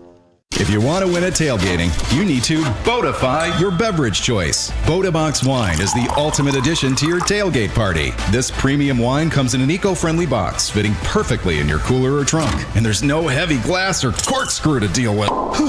One 3-liter Bodabox is the equivalent of 4 bottles of wine, so it's great for sharing. Bring the wine that wins with wine critics, where there's quality in every sip. Bodabox. Be open to anything. Please drink responsibly. Must be 21 or older. Bodabox Vineyards, Manteca, California. It's your last chance. Menards 11% rebate ends soon. Wrap up those big projects before the holidays. Weatherproof in style with new Mastercraft exterior doors. Customize your kitchen with Clearview cabinetry. It's time to pick up those new appliances or start your big garage project. Don't miss out. The 11% rebate ends Thanksgiving. Stores closed Thanksgiving Day. 11% mail-in rebate is a merchandise credit check. Good on future in-store purchases. See Menards.com for details. Save big money at Menards. Macy's Herald Square is the holiday destination and has to be on your list for holiday shopping and sightseeing. What's new? Macy's first ever Holiday Square by Urban Space, a one-of-a-kind wonderland of pop-up shops filled with unique gifts and holiday confections from across the city and the globe. Experience our world-famous holiday windows and shop Macy's exclusive collab with Disney for gifts you won't find anywhere else. It's Macy's Holiday Square by Urban Space, only at Macy's Herald Square on 34th and Broadway.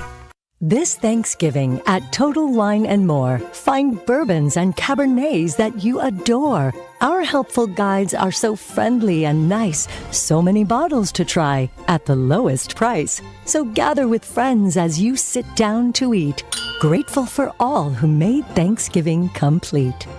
With curbside pickup available and the lowest prices for over 30 years, you'll always find what you love and love what you find. Only at Total Wine & More. Drink responsibly, B21.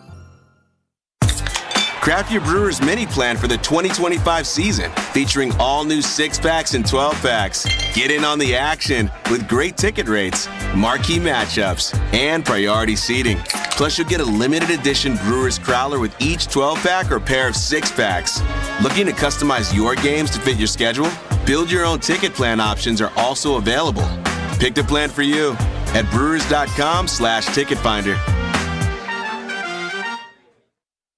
Swing into action to experience Sweetgrass and Sage Run in 2025. The Island Resort and Casino's stay-and-play packages are a hole-in-one.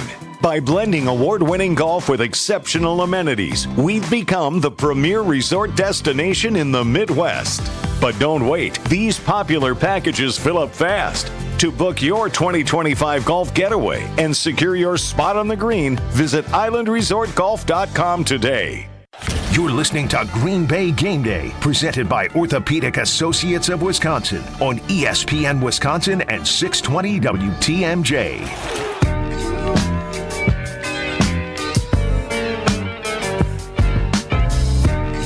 Green Bay Game Day, presented by the Orthopedic Associates of Wisconsin, rolls on live just outside the south end zone of Lambeau Field. Packers-Niners, Green Bay 7-3, hosting the 5-5 San Francisco 49ers. Big one.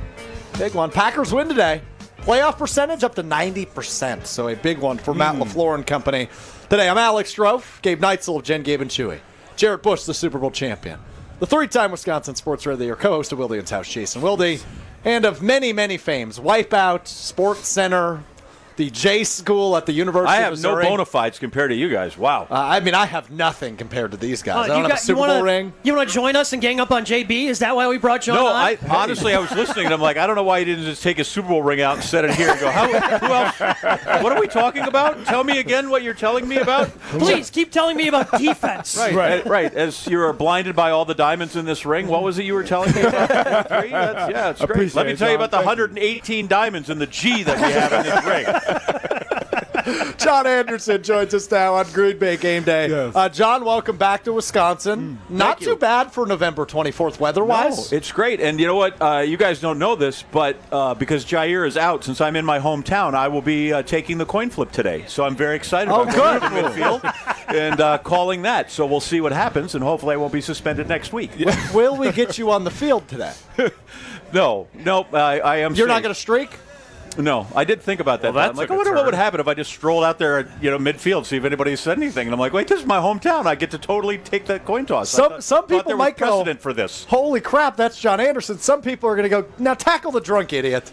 Listen, it's already happened once here today. They're like, the guy said, you're John Anderson. And I'm like, and it took him a while, and then he came back to me 5 minutes later, goes, so you weren't the John Anderson that played for the Packers. I'm like, nope, I wasn't. Happens all the time. So I don't know if he's slimmed down or I've bulked up, but I feel like that's really bad that we are being confused. Were you wearing like a big cast? Always. Because I feel like every time I think of that John Anderson, I think of the big cast on his arm. Big cast and patted it up when he comes through. So, no, I am not that number 59. Or if you really are a John Anderson fan, he wore 60 his rookie year. Can't say I knew that. I know more about John Anderson's Little League team than I do about John Anderson. What years did he play? What was he? First round draft pick in 78? Earlier in that. 78, I think, was Ezra Johnson and Mike Butler. Okay. So maybe he was wasn't he with the second number 1 pick along with James Lofton? I think he and James came the Jason?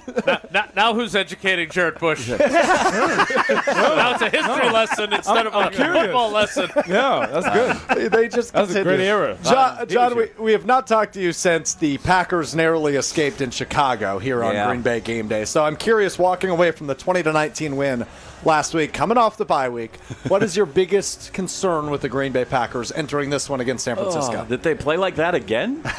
Listen, of all of it, I think the most egregious thing that happened was literally the head coach not kicking a field goal. Right? Like, you guys know my mantra of always, just get them off the field, get them off the field. Like, they never could in a spot where they needed them, couldn't get them off the field. And, like, they take the lead, and you're like, oh, goody, it's in the defense's hands now. But the fact that this became a numbers deal of 2 red zone possessions, one was a horrible throw, and the other one was the coach just made a horrible decision. Like, I've watched a lot of football. Like, points are good, and you should take them when they are available. Right. And so that was the hardest part. It's like, and then anytime you get in this thing where they essentially had 6 possessions, that was it. 6, man. You worked 2 weeks to have the ball 6 times. So I just was. There was so much of the same stuff. The defense has these flashes, the offense has these flashes. They look really good. Like, they were never stopped. One throw stopped them. One decision stopped them. Otherwise, all 6 times they were terrific. And then the defense. Here's the spot I really need you to. Like, it's easy to guess. It's easy to get guys get off the field on 3 and outs in the second quarter when there's nothing at stake. But how about when the game's on the line? And man, they just kind of right down the field. And then I think I kind of believe in the football gods, that when our boy Eberflus said we're good enough here and had time and timeouts to get more yards, I think that's when the football guys like, no, that's not how you're supposed to play. Who was it that wrote in? It's touchdown Jesus. It's not touchdown field goal. Yeah, and when you start playing with like that, then all of a sudden this big fella puts his hand up and then the game's over and you're on the wrong side of it. Or God, who's a Packers fan. I know some people have claimed that. Yeah, I've seen that. I've seen that a lot around here, but I have it on good authority that both teams pray. So I don't know that. I think there are a lot of Bear fans that had their fingers crossed, and so I don't know. Maybe they are the forsaken people, and we're the chosen ones. But it was. It tested the limits of just statistics, too, right? Like, no one's ever won 11 in a row in this series. Okay, well, then the odds say that maybe this won't be the day, and it turns out it was. It sure was. It sure was. Jason, it seemed your biggest takeaway this week on Wilde and Tausch Weekly Wilde, every program you appear on ESPN Wisconsin, was Jordan Love finally looked like Jordan Love again last week in Chicago, despite only throwing the ball 17 times. That was my biggest takeaway, and while I contemplate what's going on with Christianity these days, I will instead think about Jordan Love and how good he has looked. Look, he has not looked good for a large portion of this season. He has not looked like himself. He's not stepped into throws. He's made poor decisions. He's played a little more hero ball than you want him to do. I thought he did none of those things. He threw one bad ball that was still the right decision. You can say that throwing in a double coverage to Christian Watson was a bad decision. I don't know if I could argue with you, but that was one that worked out in the end, and he gave his guy a chance, and his guy bailed him out. But he stepped into throws. He took checkdowns. He did all the things that we have not seen him do enough, and he ran with the ball in his hand in a way that we have not seen him do either. So to me, that was the biggest thing that came out of it, is that he looked like himself again. Well, that was on the big completion to Christian Watson for 60 yards. Mm-hmm. That was the big thing for me. So at least one Christian had a good day. Yeah, well, he stood. Yes. That was so timely. That was so good timing. I always thought Henson was the funny one on Wipeout. What the heck? Well, so he he stepped into the throw and he took a big hit. And that's something that, since he had the knee injury, he had, as you mentioned, he could kind of float it out of the pocket at times, throwing off the back foot because he doesn't necessarily trust putting all his weight into a throw. So to stand in there, take the shot that he did, and still complete a pass, that just gives me confidence that we can see that Jordan Love that we saw in the last 8 games a year ago. Great point. I listened, and I realized they were limited possessions, as we touched on, but they only threw it 17 times, didn't make me mad. And if they'd had 8 of them, he throws, 25 times. Mm-hmm. That, to me, is okay. Mm-hmm. I don't want, unless I have Peyton Manning, I don't think I need with this team to throw it 40 times. I think if they're doing that, they're in a spot that they don't want to be in. So I thought the way they handled it and managed the offensive game plan was smart, because 8's really good, and let's build off him. And I thought that was if we could go 8, 9, 10 more often, okay, with that combination, then I think they're really good. And then if the coach goes, yeah, we'll take those 3, that puts us up by a bunch, let's do that. Or at least that gets us closer in that case, makes the math easier. And then we don't have to pray for what happened at the end.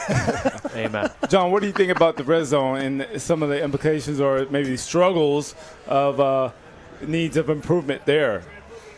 Yeah, I think that's like the old, what is it, the Hippocratic oath, like, don't do the patient any damage is where you should start. Once I get in there, I want to protect that I have those points. It doesn't mean you can't be aggressive. But was it 2 weeks ago or 3 with the bot? Yeah. That it was 3rd and 1, and they decided, hey, let's throw it. Like, hey, no, let's not. Let's hand it off. Let's get 3 feet, and then you're going to have 4 downs. You want to have some fancy, cool play that you have down there. Like, sometimes, if this is your best stuff, do your best stuff. We talked about that on the Green Bay game day last week. Mm-hmm. Sometimes I get you want to get what the defense gets, but at some points just impose your will on them. And I think on 3rd and 1, just impose your will. We got some guys, get low, give it to 8, get 3 yards or get 3 feet, and then we can go from there with the other ones. And so I think there are times when it's let's just do what we do best. And I think down there, that's what they could have done best. And I think in the red zone, they should do that. And I don't know if they're trying to get Jordan Love on track with some of these throws, but he's made some bad decisions down there. So let's help you along by not putting you in that spot for a while until we feel a little better about what you're going to do. John, before I tell you what we're doing next segment, I'm going to ask you, can you stay for next segment? I can. What if it's yes or no? Will you then? If it's yes or no, then the answer, maybe. Yeah, maybe. We'll see. I'm going to weigh my options. We will all find out together, because coming up next on Green Bay Game Day is America's favorite game. We play yes or no with Jason Wilde featuring John Anderson. I'm here shoulder to shoulder with you, so we can be together on this whole idea. Solidarity. Right? Solidarity. I always love that when somebody says, hey, I've got your back. I'm like, I don't need your back. I need you right next to me. In my back, you can stab me. No, I need you to be shoulder. So I'm here shoulder to shoulder with Wilde for this nonsense that you're going to engage in the audience. Alex Strouf, Gabe Neitzel, Jason Wilde, John Anderson, Super Bowl champ Jarrett Bush. We roll on with you with yes or no with Jason Wilde featuring Super John Bowl Anderson. champ who's struggling with the 3-4 in the fourth quarter. Coming up next, ESPN Wisconsin, 620 WTMJ. We're back with Green Bay Game Day after this on ESPN Wisconsin at 620 WTMJ. Who's looking for a deal? Well, Cousin Subs has a better deal just for you. Cousin's new $10 meal deals are now available online only. Choose between a 7.5-inch ham and provolone, turkey breast, or veggie sub, a bag of chips or regular fry, a regular fountain beverage, and cookie at cousinsubs.com or on the mobile app for just $10. Now that's a better deal. Cousin Subs, we believe in better. Available at participating locations only. Offer subject to change without notice. Sometimes it feels like you're down in the fourth quarter with the game on the line. Don't let your car care fumble your day. Score a touchdown with Tsunami Express Car Wash. Their state-of-the-art tunnels and free vacuums make cleanup a breeze. And their detail centers give your car an MVP shine. It's a game-winning drive every time. They're making it even easier to score big across Wisconsin with a 7th location now in Midtown Milwaukee. Tsunami Express Car Wash. Wash, chill, repeat. Sign up online for your first wash free at tsunamiexpress.com. Green and gold fans, it's game day. And you know what that means. Tailgating with friends and raising a glass to our favorite team. This season, make Bacardi the star of your pregame party. Whether you're mixing up a classic Bacardi and cola, refreshing Bacardi lime and soda, or a smooth spiced and cola, Bacardi is the perfect pick for game day fun. Grab a bottle and get ready to cheer on Green Bay with the best in hand. Available now at your local retailer. Live passionately, drink responsibly. Bacardi USA, Miami, Florida. Rum 40% alcohol by volume. Rick, describe some of our Wilde Christmas gifts while Sarah and I name the prices and add a little commentary. Okay. A 1.5 carat total weight diamond bolo bracelet. Amazingly unique. Just $1,598. Half carat total weight inside outside diamond hoop earrings. Just $698. 1 carat total weight is just $898. A fabulous 3 carat oval created diamond. But we only have a few of these. Just $3,998. A 1 carat total weight created diamond tennis bracelet. Just $898. We also have the big 1 carat total weight natural diamond tennis bracelet for just $1,798. And from now until Christmas, we have 18 months same as cash financing. With approved credit. And a delightful gift for you with every purchase of at least $300. Merry Christmas. Welcome to Kessler's. Find the Kesslers nearest you at KesslersDiamonds.com. My overall experience with Gruber Law Offices has been phenomenal. The treatment was excellent. They will be supportive of you. They will listen to you. It was a great experience knowing that I had people to help me. I know I could count on them to do what I needed to get done. Experience with Gruber was great. They gave me my life back. It was amazing. He gets results. We know how to win. If you've been injured, call Gruber Law Offices. One call, that's all. Gruber Law Offices had my best interests at heart. Be prepared for power outages with a Generac home standby generator from Adams. Storms are unpredictable, and when the power goes out, your life is disrupted. Heat, air conditioning, refrigeration, phones, all gone. With a Generac generator, your power will be automatically restored whether you're home or away. Rated Wisconsin's #1 Generac dealer, Adams provides sales, installation, maintenance, and 24/7 service from all locations. Learn why Adams is your best choice in providing power, peace of mind. Visit adamspower.com today. Kevin Moret from Mentality Men's Health. Guys, I know you hate to feel weak. That means something different for every guy, but for most guys, it means the way they look and move through their day. Did you know that 70% of Mentality clients see an increase in their muscle mass, their muscle tone, and the way they look? This means our clients got their confidence back. If you're looking to look and feel the way you did years ago, join the over 25,000 guys at Mentality and get your confidence back. In Milwaukee, go to lowtusa.com. That's lowtusa.com. This is Green Bay Game Day, presented by Orthopedic Associates of Wisconsin on ESPN Wisconsin and 620 WTMJ.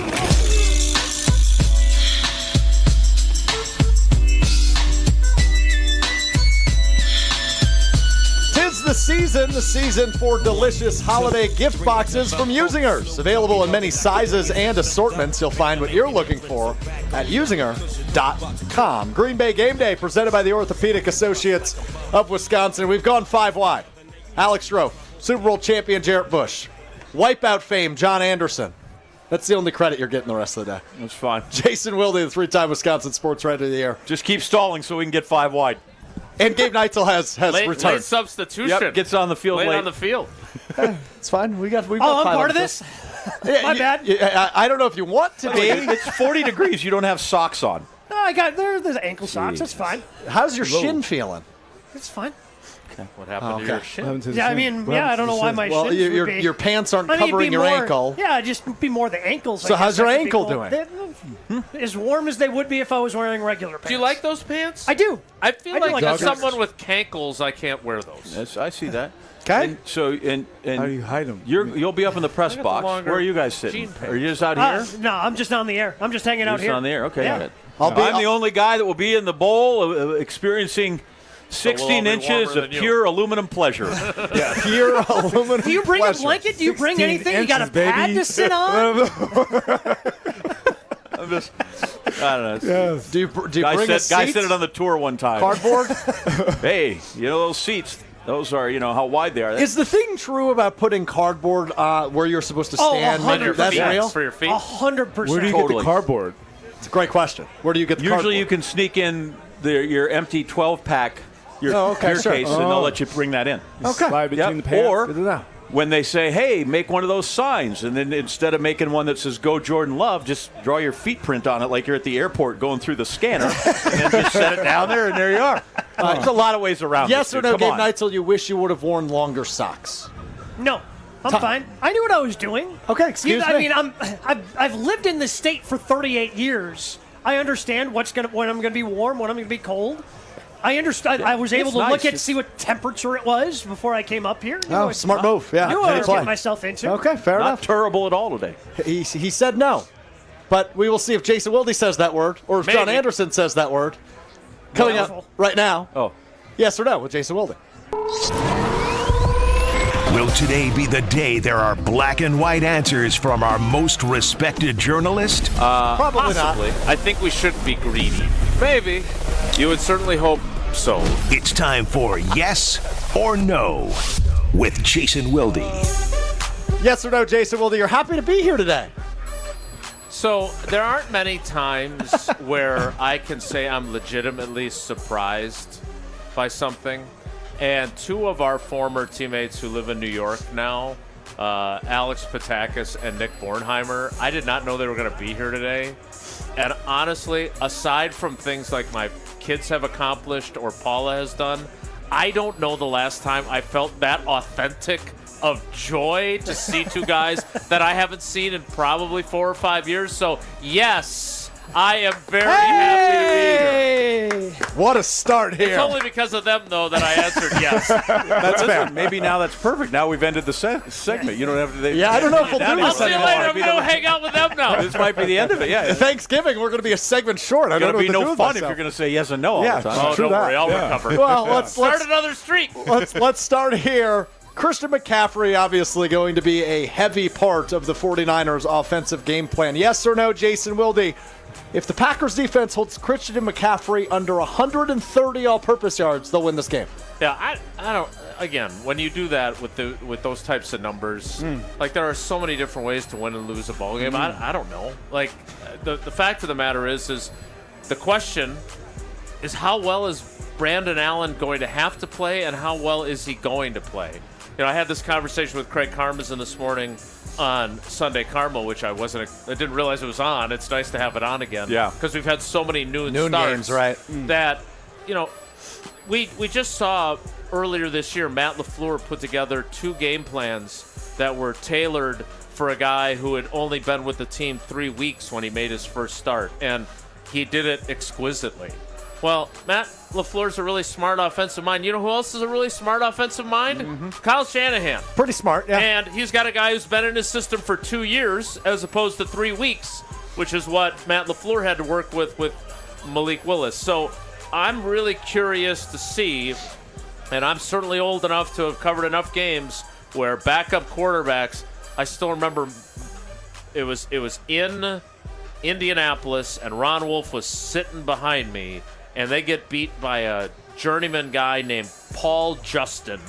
And Arizona State? I knew that you would have a tidbit on and I just remember we got beat by pitching Paul Justin. Yeah. Pitching Paul Justin. And that there's been other examples of more recent vintage, and that's the one part of today that I feel this nervousness for my Packers fan friends, that everyone seems to think, oh, they don't have Bosa, they don't have Purdy, this is a cakewalk. And I just don't think that's the case. Kyle Shanahan came in here, again, it was a while ago at this point. C.J. Beathard, right? C.J. Beathard. Yeah. C.J. Beathard in 2018, they needed 10 points from Aaron Rodgers in that offense in the last 2 minutes to escape with a 3-point victory against C.J. Beathard. So, to me, Kyle Shanahan has proven that he can do well with a backup quarterback. The name I brought up this morning, Jason, Jake Luton. Oh, yeah. Jacksonville Jaguars, 2020. Yeah. They won that game by 3. Didn't Tyler Heineke beat the Packers for your too? poll. That's even more impressive. Didn't Taylor Heineke beat him in Washington? He did. Yeah. Tommy DeVito last year. Like, I'd rather play this. That's who guy, I was thinking of the recent Yes. vintage. Although he's a starter again now. Yeah, Tommy DeVito, baby. Yeah. I'd rather play the backup quarterback the second week, because the first week you're like, I don't know, what are they going to do with this guy? At least the second week you might have some idea tape? of what they're thinking. When it comes So- to Good thing they didn't get So yes or Tyson no? Badgett last week. Yeah, good point. Yes or no, John Anderson, you're afraid of the backup quarterback?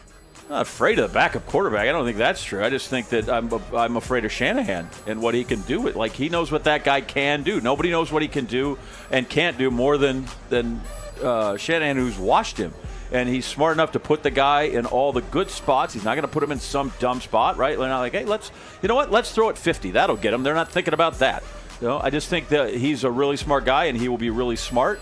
And he will, unlike this yes or no segment, he's going to tell the guy, just be decisive in whatever you do, right? Here's the read, do this. If it gets crazy, throw it on the ground, we'll move on to the next play. And I'd like to know where you came up with 130 on Christian McCaffrey. Like, it's just a magic 8-ball? How do we come by that number? Magic 8-ball. Yeah, okay. I don't know if 130. 130. I think his line is 112 and a half all-purpose line. 25. So I went a little bit higher. 30. Let's go yards. 130. 130. I think if he has 130, I think they win. I think we Packers lose. They have to keep him under that. I think back to, what did Raheem Mostert have? That one, was it 220? 220. Yeah, Yeah. that's I've never what I'm seen anything terrified. quite like That's what I'm terrified of today. Not quite 220, but a dominant game by Christian McCaffrey. Last one for you, fellas. Let's go to the coaching battle, because I actually do want to talk about this. Does Matt LaFleur have the opportunity to make this less of a big brother, little brother situation with a win today? Yeah. Nope. You say no. I say no. Because the big brother, little brother stuff's all about the playoffs. 0-3 in the postseason. It's nice to win today, but he's 2-1 in the regular season. You could effectively, He's not beaten totally them in their season Yeah, today, he's but beaten them in the regular season before. You can't really get rid of that dynamic until you are able to really slay that dragon in the playoffs. Did anybody go, oh, yep, the Bills now are magically better than the Chiefs because they've beat them in the regular season for the 4th straight time? Mm-hmm. No. I don't think so. So I don't know if that's yes or no, or if I'm encroaching You said on no. what you're supposed You said to say no. there. I just. Oh, by the way, he'll always I'm big enough to beat my older brother in a lot of things now, and I still run like hell if he decides he's gonna, he wants to really get after it. I go find my mother and go, hey, Bill just did this, and I turn him in. Here's my question: do Peyton and Eli, do they debate at the dinner table that Eli won 2 Super Bowls with New York and Peyton won it in Indy and Denver? We don't have time, and I'll tell you a funny story on that dynamic when we get in the break. Because I did a commercial with all those guys. Oh, that's a great. So I did That's a great. Okay, I'll make it quick. So I did the commercial with it, It's a crappy and they're there with segment anyway. they're Tell there the with story. Cooper anyway, and so they're all there. And at the end, right, it's Peyton. He kicks Eli, and they go through. Yep. So they get done at the end, and now the director says, "Okay, let's do one more where Eli does that," and they go, "No." And he goes, no, we'll just put it for tape just to see how it looks. And he's like, no, we're really not going to do that. He goes, well, we might not even use it. He goes, and finally Peyton and Cooper stop. He goes, you don't understand. Eli doesn't win. He's never won, and he's not going to win today, not even on a second tape that might get used. And Eli just stands there, didn't say a word, took it all. Just stood there. Like he is the You got little brother. Little brother. He just, they're like, yeah, you don't understand. He's never won, and he won't win today, even if you just Did you expect an actual answer to that question? Yeah, it's crazy. I mean, well, in the story, you got your crazy. answer. That was a great story. Yeah. Fantastic. Amazing. All right, John, before we let you go, Yeah. how do you see it playing out today? Packers, 49ers. I am just going to, until they don't have a game that comes down to one possession or the last possession, I have learned my lesson. So it's going to be decided late. It's going to be closer and more maddening like it is every week than when it thinks it should be. I do think because they're going to be at home, they should win this. I do think because it's a playoff that they won't, they're not going to have any bad juju going through there. But I think the Packers can score. I think they can score 28 points. Can you stop the other guy from scoring 29? Yeah, but it might be 28, 24-ish. Yeah. So. And at least Carlson's going to be kicking in New York or somewhere. He won't be here to try to kick one here. I'd feel much better if he was here. That way he could shank an extra point and everything would be great. Fair point. Fair point. Well, John Anderson, thank you. We will talk to you in a couple of weeks on Green Bay Game Day. Giddy up. Giddy up. We roll on with Jason Wilde during the Jason Wilde Hour. We'll take a look at your injury report and get Jason Wilde's game pick. All still ahead. It's Green Bay Game Day, presented by the Orthopedic Associates of Wisconsin. Stay right here. Green Bay Game Day will be right back on ESPN Wisconsin and 620 WTMJ. Tito's Handmade Vodka is America's favorite vodka for a reason. From the first legal distillery in Texas, Tito's is 6 times distilled till it's just right. And naturally gluten-free, making it a high-quality spirit that mixes with just about anything. From the smoothest martinis to the best Bloody Marys. Beyond the bottle, Tito's has gained a reputation for giving back, teaming up with nonprofits around the world to serve its communities and do good for dogs. Make your next cocktail with Tito's and learn more at Tito'sVodka.com. 40% alcohol by volume, namely 80 proof, crafted to be savored responsibly. TMJ's Vince Vitrano for Orthopedic Associates of Wisconsin. Nagging pain lasting for months, difficulty performing everyday tasks, not moving like you'd like, it's time to see the doctor. And I recommend Orthopedic Associates of Wisconsin. Anytime I've needed care, the appointments are timely, no waiting weeks to be seen, and no pressure to have surgery. It's about getting the right diagnosis and choosing a treatment plan that fits your life. No question where I turn if I'm injured again. The experts in care at Orthopedic Associates of Wisconsin. It's orthowisconsin.com. The holiday season officially begins at your local Milwaukee Metro Region Kunis Auto Group dealerships with our exclusive Black Friday all-month-long sales event. Huge Black Friday all-month-long savings and discounts on America's best-selling brands from both Buick and GMC at nearby Kunis locations in Oak Creek and Greenfield. All remaining new 2024 vehicles are now Black Friday all-month-long blowout price.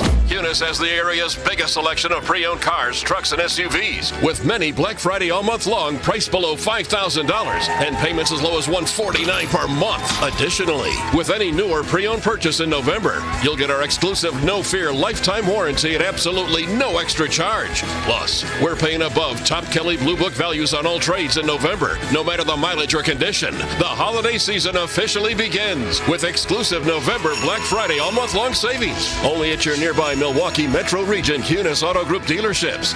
Shop online at KunisBlackFriday.com. Ho, ho, ho!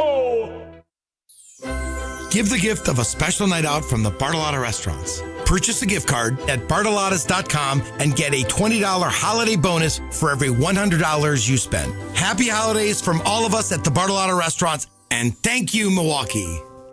Confidence and strength begin with how you feel. At Quintessa Aesthetic Center, it is not about just looking good. It's about results that last and empower you. With 5 convenient locations in Delafield, Mequon, Brookfield, Middleton, and Sheboygan, their team of world-class plastic surgeons, skilled clinicians, and expert estheticians are here to help you take control. Whether it's advanced skincare, anti-aging treatments, body contouring, or muscle strengthening, Quintessa has everything you need to sharpen your image and boost your confidence. Take the first step towards a stronger, more confident you. Visit myquintessa.com today.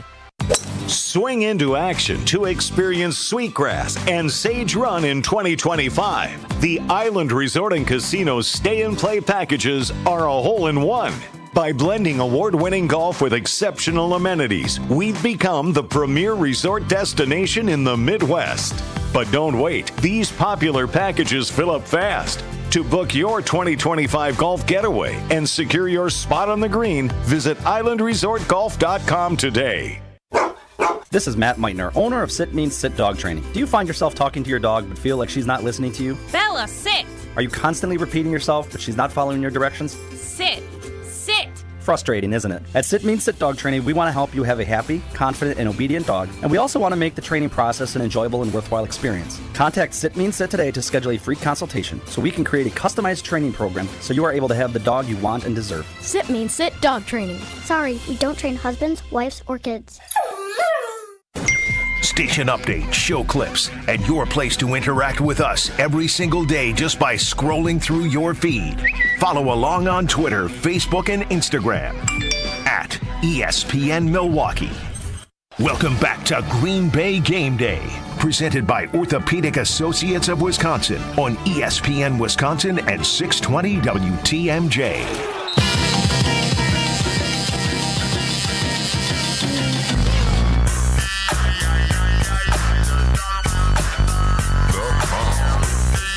Green Bay Game Day presented by the Orthopedic Associates of Wisconsin. Alex Strouf, Gabe Neitzel, Jason Wilde, Super Bowl champion Jarrett Bush hanging out with you just outside of Lambeau Field. A Tyron Hopper jersey spotted. That's the first of one of those I've seen. Interesting. Oh boy, it's a big one. I've got a little bit of the EBGBs. I think the Packers is that my win today. fault now? No, I don't think okay, so. Good. No, but it's just. I mean, it's about that time. Yeah, it's about EBGB's It's about that time. Yeah, it's about the time where to bring Strofi forth gets the a little rhythm and the rhyme. Yes, indeed. The backup quarterback stuff does make me a little bit nervous. And I think John made a really good point. I'd rather play him the second week than the first week because you haven't seen all of their stuff. So I know, thinking back to that Tommy DeVito one, I'm a little nervous. But it is time now to take a look at the injury report, which of course is presented by the Orthopedic Associates of Wisconsin. There is a difference. Visit orthowisconsin.com today for info. We know Jair Alexander is out for the Packers. We know Edgerrin Cooper is out for the Packers. Any other names we need to be aware of? Jason Wilde. Well, the other two inactives are healthy scratches, Katan Oladapo and Jacob Monk, two of their rookies. They only have 52 players on their roster currently.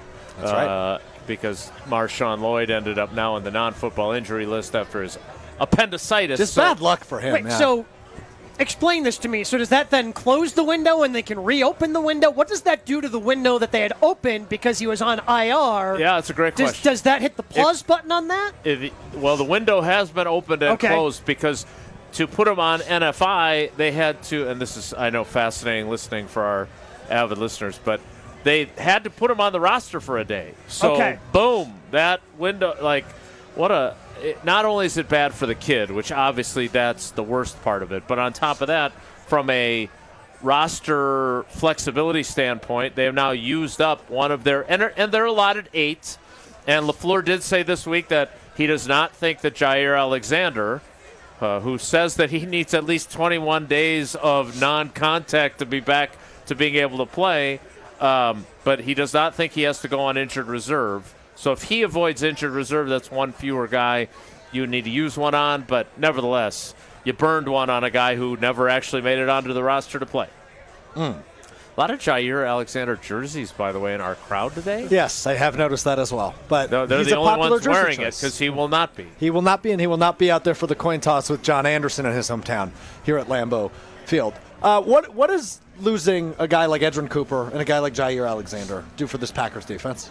So, look. Take away from, I should say? Yeah, they've had enough experience with not having Jair that I don't know if it's a huge. Obviously, when he's playing and he's healthy, he is still a top-flight corner. They're really excited about Carrington Valentine. He's had a bunch of bumps in the road this season. He had the hamstring in camp, then he had an ankle injury early in the season.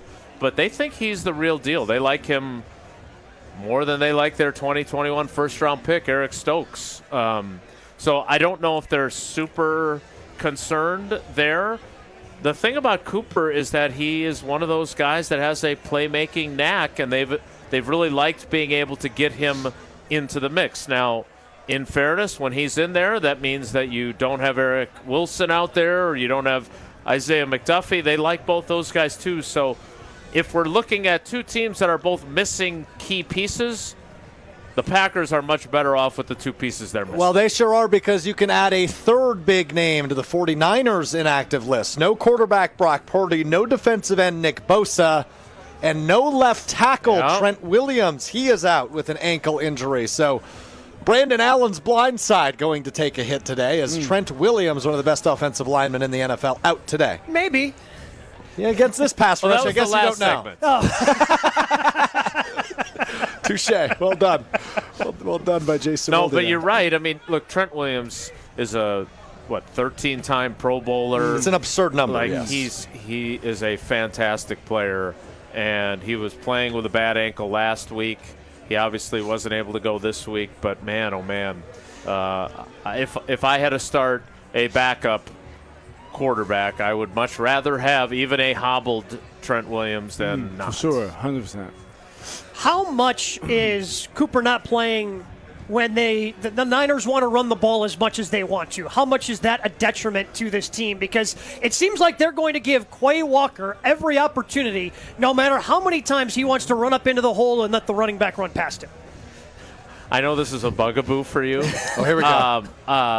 Yeah, I don't think they have Edgerrin Cooper out there because they want him to defend the run. Like, I think they really like him as a diversified guy who they can blitz, who can drop into coverage. I mean, we saw what he did against Christian Kirk on that seam route against Jacksonville a few weeks ago, right? Like, he has no business making that play, but that's how athletic he is. At the same time, and JB knows this from being around guys who were this way, you can have a really talented guy, but if you don't line up correctly or if you don't know your assignment, that kind of undermines a little bit of that. And I think there's been less of that with Edgerrin Cooper, but there have definitely been instances where his teammates have been like, hey, you're not the right, you got to get lined up over here, and he didn't know his assignment. So let's not, I don't want to put him in, this elite class yet. He has elite potential, I think, but he is still learning how to play at the NFL level. But I look at him, and again, he hasn't played, 100% of the snaps or anything else. But last year, when Gutekunst talked to you guys at the end of the year, or maybe it was earlier this year, I can't remember the timing, but you talked to him about, hey, you went through these growing pains with all the young players because you played them, and they got that. And for Gutekunst, it was so important for those guys to play and get those growing pains out of them. It doesn't seem like that same logic has applied to Edgerrin Cooper at times this year. I think it has. I think, if you look at his Bears snaps, right, it was a season high for him, it was like 51. Yep. So I think your point, and I remember asking Goody exactly that. I can't remember if it was during training camp or during the bye week, but that's exactly the point with him is, the idea of he really thought it was worth. It's a young man's game. He's always believed that. But he also believed that you can't coddle them and you have to let them go through those mistakes. JB played a bunch as a rookie. Like, that's not easy to do. And you are better off at the other side. Now, I would argue that there are also instances, though, where it costs your team. Yep. And it could be in a critical moment that learning moment comes, and your season might be over, but hey, at least we learned from it, right? So that is a delicate line, but I think that they have done, you look at what they've done with Javon Bullard. They've replaced him with another rookie by putting Evan Williams at safety, but Javon Bullard's still the prime nickel guy now. So they are playing those guys through it, and I think that would have continued with Edgerrin Cooper. The question now is, are they going to play Tyron Hopper at all on defense, or is he going to play as much as the guy you saw wearing his jersey? Because listening to Jeff Hafley when he wasn't calling us Debbie Downers, he did say, I see him playing at some point this season. That's not the same as I see him playing on Sunday. This week, right, exactly. What's the Packers' biggest advantage in this game in your eyes, Jason? Well, I think the biggest advantage is that they don't have to face Nick Bosa. Like, Rob Demovsky had this, crazy statistic. I think he sent it to me. The gist of it is, they are a completely different pass-rushing defense when he's on the field versus when he's not. It is ridiculous how different it is. And so if I'm the Packers, that, to me, is the biggest bullet dodged, in my opinion. Interesting. Is him not being out there. Because that, to me, that is a really, really difference-making absence. And while I think if you look at the season as a whole, for Rasheed Walker, the penalties have been an issue, but they haven't been lately.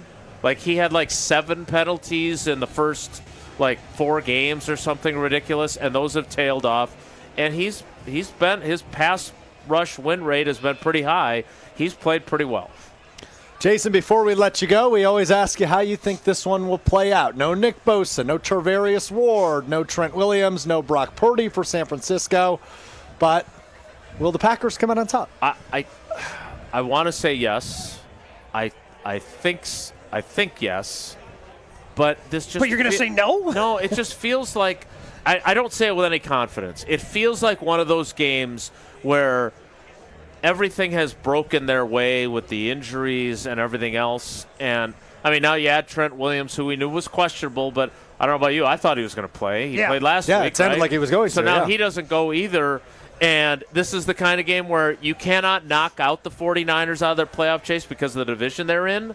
But you can certainly, like you said, the little brother thing doesn't change a ton with what happens today. But it just feels like there's such an opportunity here. I just can't get over this creeping feeling of that they find a way to not get it done. So I think they're going to win, but I can't say that for certain. Okay. That help you? Not even a little bit. All right. right, now you've made him nervous. Now me and JB got to deal with that for the next hour. Yep, I'll see you guys later. Thanks for having me. Jason's dusting his hands off. He already took his headset off. He's actually leaving. out of here. Thank you, Jason Wilde. We will be hearing him on the post-game show as well as Wilde and Tausch beginning at 9 a.m. tomorrow. Gabe Neitzel, Super Bowl champ Jarrett Bush, Alex Strouf, all roll on right after this. It's Green Bay, presented by the Orthopedic Associates of Wisconsin. More Green Bay Game Day coming up on ESPN Wisconsin at 620 WTMJ. Get ready for the moment we've all been waiting for. It's the 300K season finale giveaway at Potawatomi. Friday, December 20th, watch your entries from Bird Bash, Cash Clash, and Winter Stash. All pile into one massive drawing for a chance at up to 50 grand cash. Be there to win your share. December 20th, only at Potawatomi Casino Hotel, Milwaukee. Learn more at paysbig.com/finale. Must be 21 years old to play. Who's looking for a deal? Well, Cousin Subs has a better deal just for you.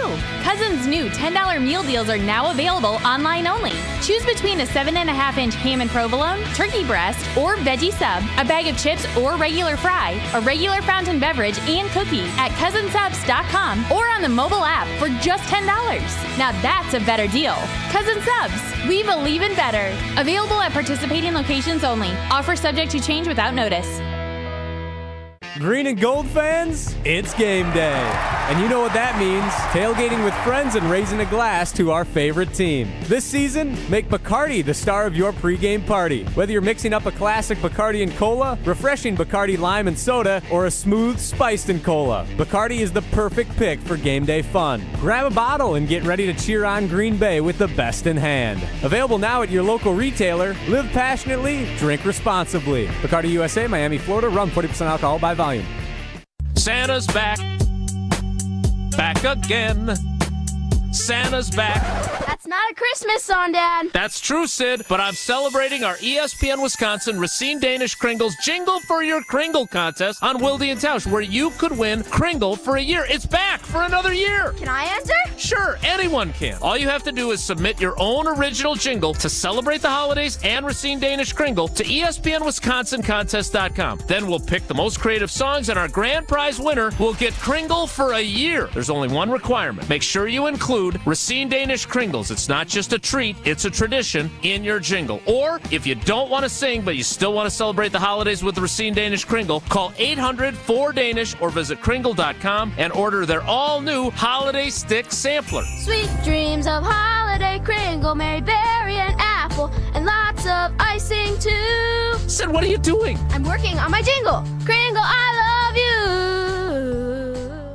Do you know or work with kids who have special healthcare needs? Help them live their best lives. Contact Wisconsin Wayfinder Children's Resource Network. Our specialists will connect you with services in your area. Wisconsin Wayfinder is free and confidential. Call 877-947-2929 or visit dhs.wi.gov/WISCWAY. Connect today. Sponsored by the Wisconsin Department of Health Services. Hi, this is Michelle Voskel, CPA and team member of the Neil Group. How's business? Do you really know? We recently worked with several clients who thought they knew, but didn't because their accounting records were not in order. Imagine thinking you were making $1 million when you were really only making $200,000. Quite a difference. Or you thought sales were down, but they were up, and you didn't notice because you were so busy putting out fires. If these happen to you, we can help. We work with our clients to develop systems and procedures to improve their business and give them the information they need to know where their business is now and where it is going in the future. Don't wait. Start on the path to less stress, more cash in your pocket, and no more sleepless nights. Call us at 414-325-2040 or visit neilgroup.net today to book a meeting. We can talk over Zoom, the phone, in our office, or at your place of business. Yes, we make house calls. Don't wait any longer. Call 414-325-2040 or visit nealgroup.net. Hey, this is Brad Nortman from KBN. Tune in to Kyle Bruston Nortman every day from 2 to 5. WKTI and WKTI HD Milwaukee. A locally owned Good Karma brand station. Party people! It's time to get this tailgate started and get you ready for the green and gold game. This is Green Bay Game Day, presented by Orthopedic Associates of Wisconsin. There is a difference. Broadcasting live from the shadow of the south end zone at Lambeau Field. Alongside Gabe Neitzel and Super Bowl champion Jarrett Bush, here's Alex Strouf.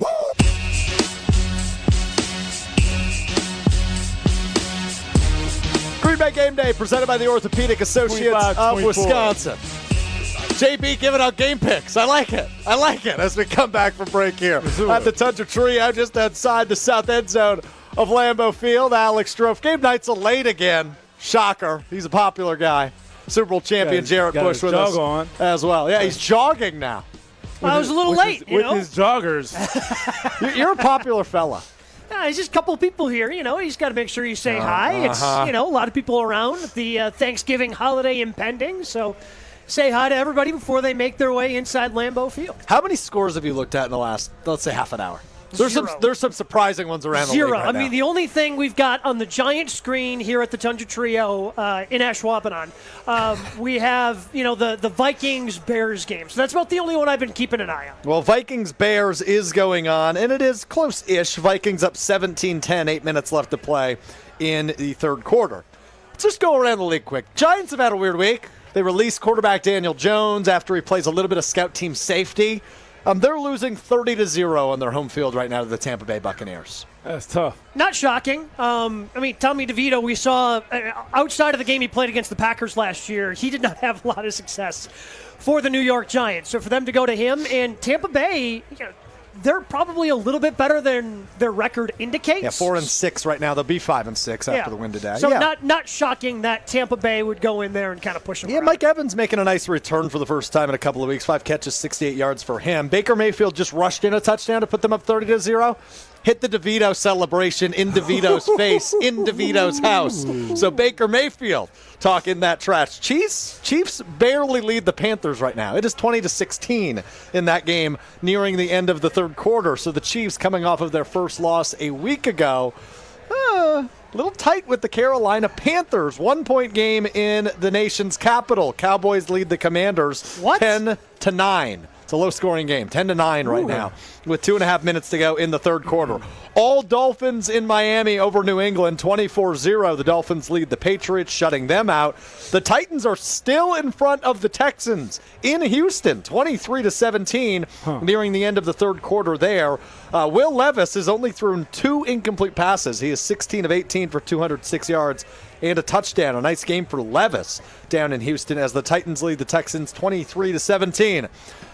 The Lions are doing Lions stuff to the Indianapolis Colts. Beginning of the fourth quarter there, they lead by 15. It is 21-6. And I mentioned the Vikings on top of the Bears right now, 17-10. Those are your scores in the NFL right now. So some surprising ones as we enter the quote-unquote witching hour. Yeah, and look, you look at those division scores. If you have any hope of the Packers catching the Lions, this becomes a game the Packers have to win. Again, I think the rest of the way, if you want to win the division, the Packers can maybe lose one more game. If that. And it can't be to the Lions or the Vikings. Or Minnesota, right. If you want to, and I don't think they can lose this one. No, I don't think this one. Is the game on the schedule they could probably lose and still maybe win the division, which I don't know with 4 losses, if you will. Is Thursday? 13-4. Yeah, it's probably Thursday because that's the Miami? AFC. Yeah, that's the AFC game. I mean, you might be able to get away with it in Seattle when you play the Seahawks later this year. That could potentially be the one loss. It just cannot be to a divisional opponent. Yeah, we will see. But, yeah, looking like the Lions are going to win as they have about 13 minutes left in their game with the Colts. There, as I mentioned, they're up 21-6. Vikings, it's definitely not over. Still 7 minutes remain in the third quarter, but they do have the ball and the 7-point lead over Chicago. So interesting notes there. We'll keep you posted on all those scores as we lead you up to kickoff here between the Packers and the 49ers. It's a 3:25 kickoff on Fox. Tom Brady back in town, baby. America's game of the week. We'll continue to react to this, though. Trent Williams, Gabe, out for San Francisco. Losing the left tackle, certainly not ideal for a backup quarterback in Brandon Allen. No, so that tells me that the 49ers are probably going to have a very similar game plan to what the Bears did a week ago. Backup quarterback, don't have your starting stud left tackle, future Hall of Fame left tackle. when they throw the ball, and again, I'm guessing they're going to want to try to run the ball early. When they decide to throw it, get the ball out of Allen's hands quickly. And maybe they see what the Bears did last week, had some success with Caleb Williams, try to replicate some of that, and negate any sort of pass rush the Packers might be able to get against your backup left tackle. Yeah, for sure. Yeah, no, definitely. I haven't heard Deebo Samuel's name. I think he's definitely a sleeper. I know he's battling some injuries. Right? And then Christian McCaffrey, right? And then as well as like Trent Williams. But the Packers need to definitely bring their A game. I understand that Jair is not playing, and I think Wilde touched on it a little bit. I think without Jair, we don't contest many throws. And that, for me, as a former defensive back, that makes me worry. Yes, do we have Xavier McKinney? Yes. I think, is he a nominee for Defensive Player of the Year? Yes. But at the same time, I think Hooper, missing him, as well as the struggles from the defensive line. I'm trying to grasp this from a grand scheme. Jordan Love definitely needs to put that injury behind him, beneath him, and allow Josh Jacobs to play complimentary football to take away the win today. Well, you talk about complimentary football. I think a big part of this, in terms of, okay, maybe San Francisco wants to run the football. If you can get that offense rolling and they can jump up to a 10, 14-point lead, force the 49ers into more passing situations, that would really be helpful to a defense for the Packers that's a little beat up. Now, when you bring up forcing the Niners into passing situations, I'm over here stewing in my head. Okay, Jawan Jennings has kind of evolved into the number one receiver for San Francisco this year. He's got 4 touchdowns, and I think he's got, about 600 yards on the year, does Jawan Jennings. It's been a nice year for them. Deebo Samuel, you just brought him up, JB. Yeah. He's still a weapon. He's still a weapon. The Packers don't have Jair Alexander today, and I know they're playing a backup quarterback. I know they're playing a toned-down version of their offensive line. The Packers' pass rush hasn't been very good this year. Who's going to cover Deebo? I mean, to me, that comes down, that's going to be Carrington Valentine. And Keyshawn Nixon covers Jawan Jennings? Yeah, Carrington Valentine, to me, is your best cornerback when Jair's not playing. Okay. I'm a little nervous about that. Look, I don't have a ton of faith in Brandon Allen to make big throws, but I do have faith in guys like Deebo Samuel and Jawan Jennings to make some plays with their legs. And if they get open, and look, Allen might be a backup, and he might not have had any significant playing time in 3 years. But he's still an NFL quarterback. He can still make throws. Yeah, but, if they're going to try to get the ball out of his hands early, that's where now as a team you're going to have to tackle, right? You have if he gets the ball into Deebo Samuel's hands around the line of scrimmage, they're hoping because, Deebo Samuel over the course of his career has been able to make people miss. Right. But the Packers have to then flow and get to the football and make sure that Samuel gets to the ground. If they have a poor tackling day, that's where a guy like Deebo Samuel can end up suddenly having a big game, and then Jason's worries that he had, talking about how he thinks this could be a close game, those worries become pretty founded pretty quickly. No doubt. Yeah, that's something I'm intrigued by. JB, I feel like I've asked you this question every time Jair Alexander's been out, which is half of the season. Can you jump over to 1265 quick? We might need you to that. Hey, like I said, free safety, man. Sign me up. I can still run. well, we could use you. We could use you. 707 now, I'm joking. McKinney and Williams, both good to go today. Javon Bullard, we'll see plenty of him, as mentioned by Jason Wilde a bit earlier. But defensively, after what I saw a week ago, which was their inability to get off the field, I'm a little bit worried even if it is against a guy like Brandon Allen in the San Francisco offense because they've got weapons galore, right? We talked plenty about Christian McCaffrey. Yeah. Have we even mentioned the name George Kittle yet, who's back this week? We sure have not. I mean, that's an animal. He's debatably the best tight end in football. Yeah. I mean, I don't know how much debatable it is. When he's healthy, he is the best tight end in football because of what he can do blocking and what he does after the catch. Is as good as Travis Kelce's been, and he's certainly a Hall of Famer. There have been questions this year, maybe has Kelce lost a step? There haven't been those conversations about George Kittle when he's healthy. No. And I imagine if I were the coordinator, I'm putting either a safety or a corner on him just because of his passing and route running as well. Because once he gets the ball, you don't want him to get any yak.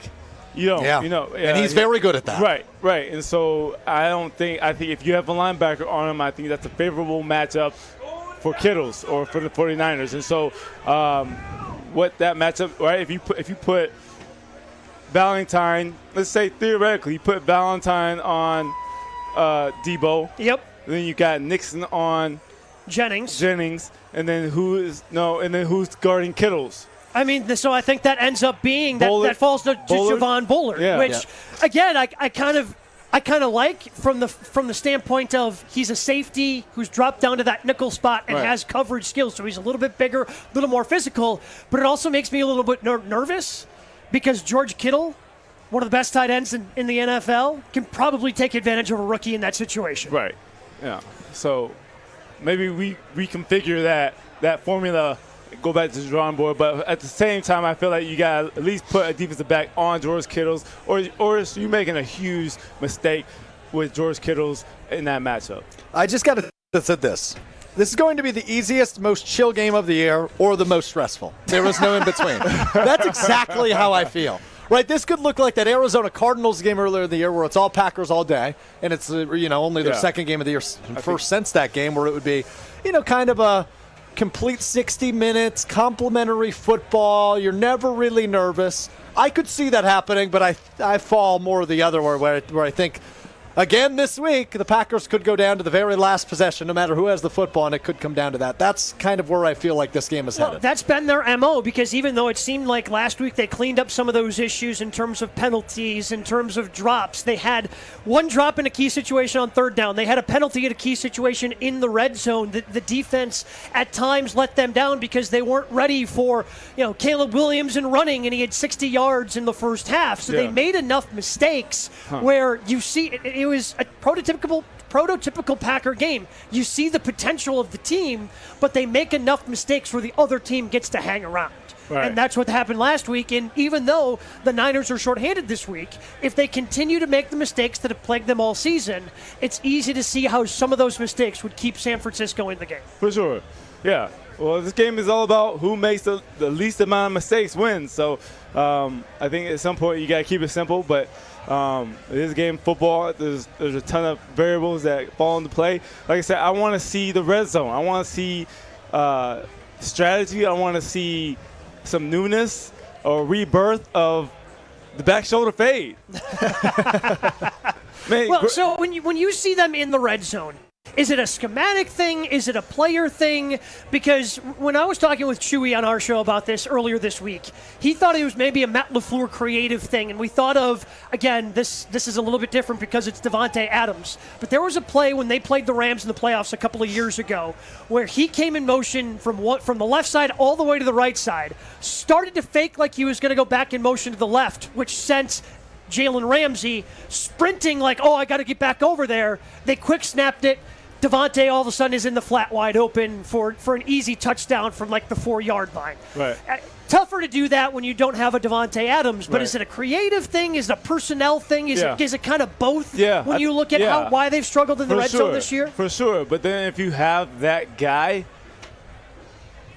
I think it stresses on the defense. Yeah, because you knew, and that was what was so beautiful about that play, is because the Packers and Matt LaFleur knew, hey, we bring him in motion, he's going to get a ton of attention. And then he starts going back, and everyone's like, we got to shift back. Right. Nope. There he is in the right flat. So, again, it's tougher when you don't have that guy, but so the good they news, got to figure this out. They've got too much talent not to be better in the That's what I was just about to say, Gabe. The good news is they have the talent, and it seems like they have the creativity in terms of a play caller in Matt LaFleur. They just haven't been able to put the pieces together a lot of the time this season. And I know, John, when John Anderson was with us earlier, he was talking about Matt LaFleur not kicking the field goal when they decided to go for it on fourth down. And to me, and I don't think he would ever admit this, but watching that game when he decided to go for it on fourth and goal from the 6, because it's not like it was fourth and goal from the 3 or the 2. Or the 1. It's kind of in that weird spot in the 6. It seemed like it was a frustration of Matt LaFleur knows they've been not very good in the red zone scoring touchdowns. He's like, no, we're doing this. It was almost like a stubborn fourth down go for it. Like, no, we're better than this. We can pick up a touchdown here. Impulsive will. Let's go ahead. Yeah. Let's go ahead and do this. And then obviously it didn't work out in their favor. But it just seemed like out of frustration he decided to go for it instead of pure strategic advantage. Yeah. I mean, and this game is all about physics, right? So height, weight, force, right? Velocity, right? At the same time, I remember playing against Calvin Johnson. I remember there was a point Alex, where there was 2 guys lined up on Calvin Johnson, and literally we watched, like, they're designating 2 guys. That means you got 9 in the box to stop the run, 2 guys to stop Calvin Johnson. I was like, that's respect right there. Was he the toughest receiver you had to go against? No. Really? I think. I mean, you gotta think about Terrell Owens. You gotta think Randy Moss. All those guys are Hall of Famers. I can't. But Calvin's really good. Larry Fitzgerald, I just can't give it. Okay. I just can't give it. I'm just thinking your time in the league, though. Moss and Owens were out of their prime by that point. Terrell Owens and Randy Moss were kind of out of their prime when you were entering the league and beginning to, establish Randy was yourself. Pretty good. Randy was always good. Terrell was still doing his thing. Ocho Cinco, but I don't know how Cinco. often you played him. Obviously Calvin Johnson's where my head goes. Yeah. But I guess I'm not going to speak for you. Right. Yeah. But the respect factor speaks for itself. And so when you don't really see that when we get into the red zone, like who does the opponent's main defender go to on our team to make sure that they're not going to score? I think that to me is the true testimony that we have or don't have a standard or maybe a big time red zone go-to guy. So let me ask you this as a defensive back, because in my head, whenever we talked about, they've got all these weapons, they can just spread it around. Yeah. As a defensive back, would you rather go up against a team that doesn't really truly have that number one? Certainly some talent, but to me, you can just kind of, we can just play our defense. Or go up against a Calvin Johnson and you're like, oh crap, we got to make sure 2 guys are in that area at all times. To me, having that one guy kind of opens up everything else and makes you a little bit weaker, because you want to make sure that guy doesn't beat you. Yeah. Even though he's going to still, I bet, even though teams decided to throw 2 guys and Calvin Johnson, he's still going to get his. He's still going to get his. Correct.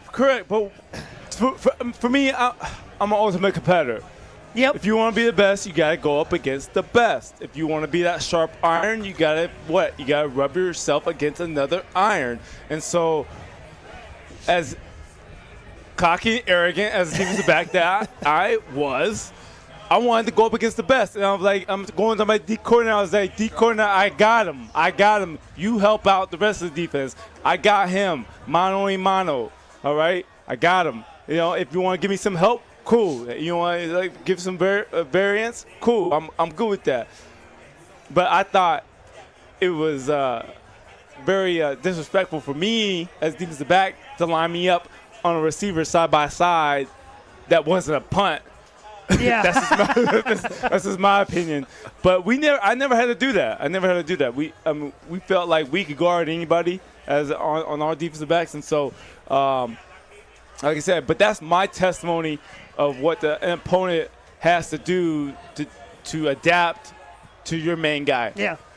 Very interesting stuff from the Super Bowl champion who guarded Randy Moss, Terrell Owens, and Calvin Johnson. Not too shabby of a career for Jarrett Bush. During practice and Jordy.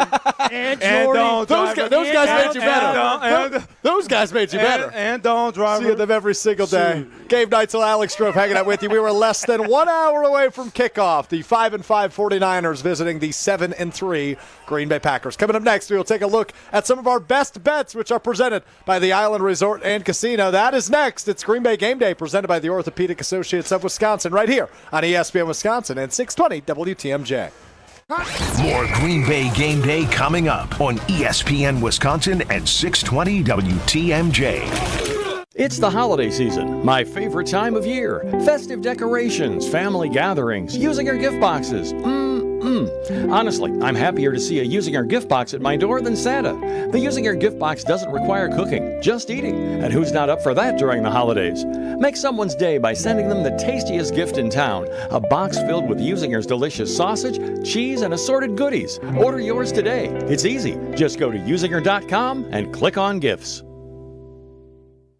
For over 4 decades, one name has stood out as a symbol of excellence in automotive sales and service. It's the Boucher Automotive Group, dedicated to providing exceptional experiences to all of our valued customers. We will help you find the perfect vehicle within your budget while respecting your time. With 20 convenient locations, we're the one-stop destination for all your automotive needs. At Boucher, we're your trusted partner on every mile of your journey. Riding with you every mile since 1977.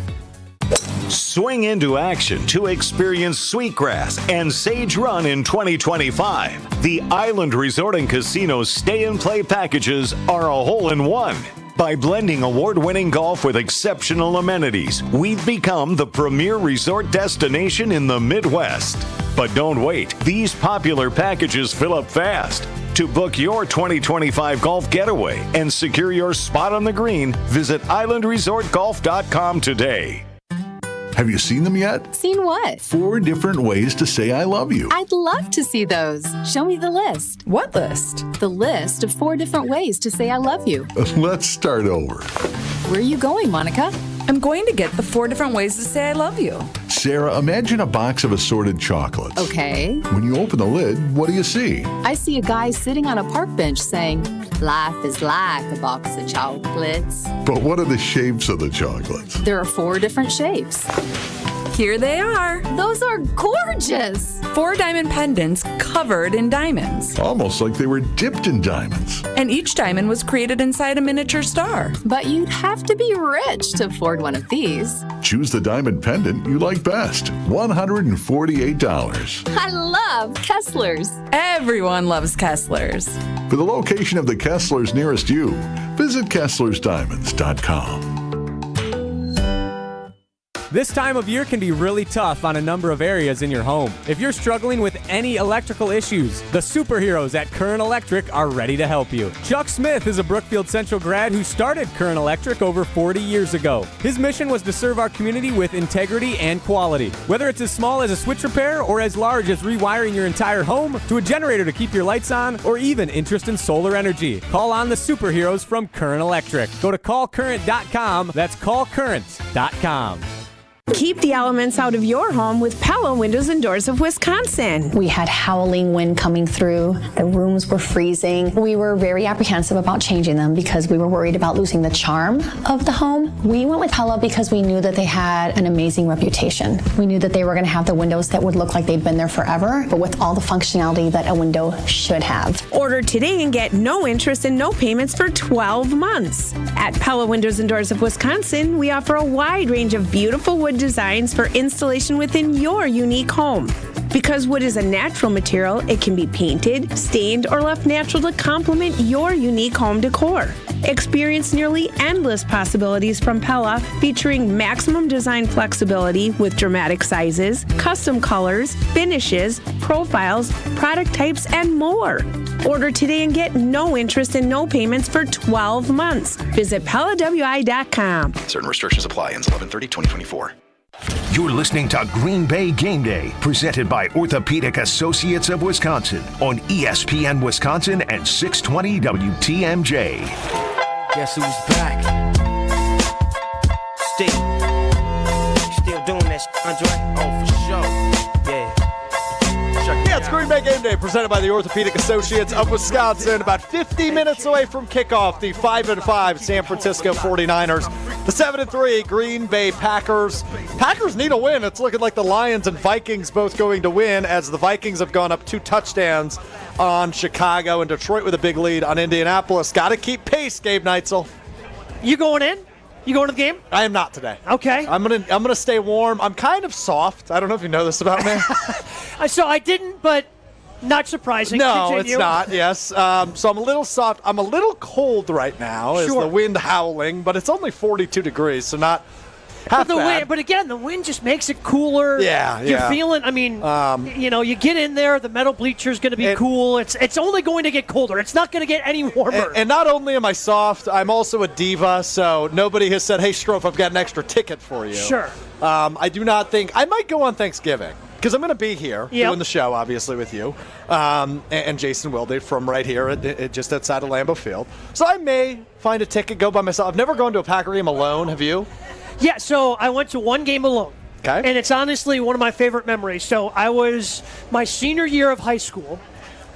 which would have been the end of the 2003 regular season. Okay. Me and 3 other friends just on a whim decided to come up here. And in 2003, that was the year that Brett's dad had passed away. They had the miracle game against the Raiders, and the Packers needed to win against the Denver Broncos, who were resting everybody, and the Vikings needed to lose for the Packers to make it to the playoffs. So we came up here, me and 3 other buddies. 2 buddies found a pair of tickets, and me and another friend each found a single ticket. So we all ended up, 2 of them sat together.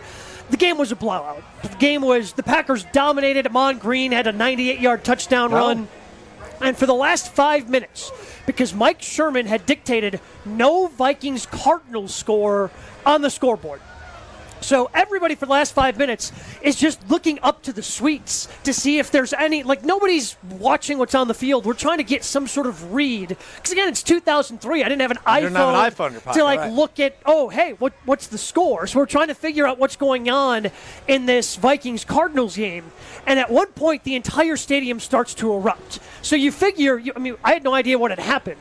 But I figured that the Cardinals somehow beat the Vikings. I didn't know it was in such dramatic fashion that Nathan Poole ended up catching the ball in the end zone after the Cardinals got an onside kick, knocking the Vikings out of the playoffs. So that was so you were old in 2003, 17?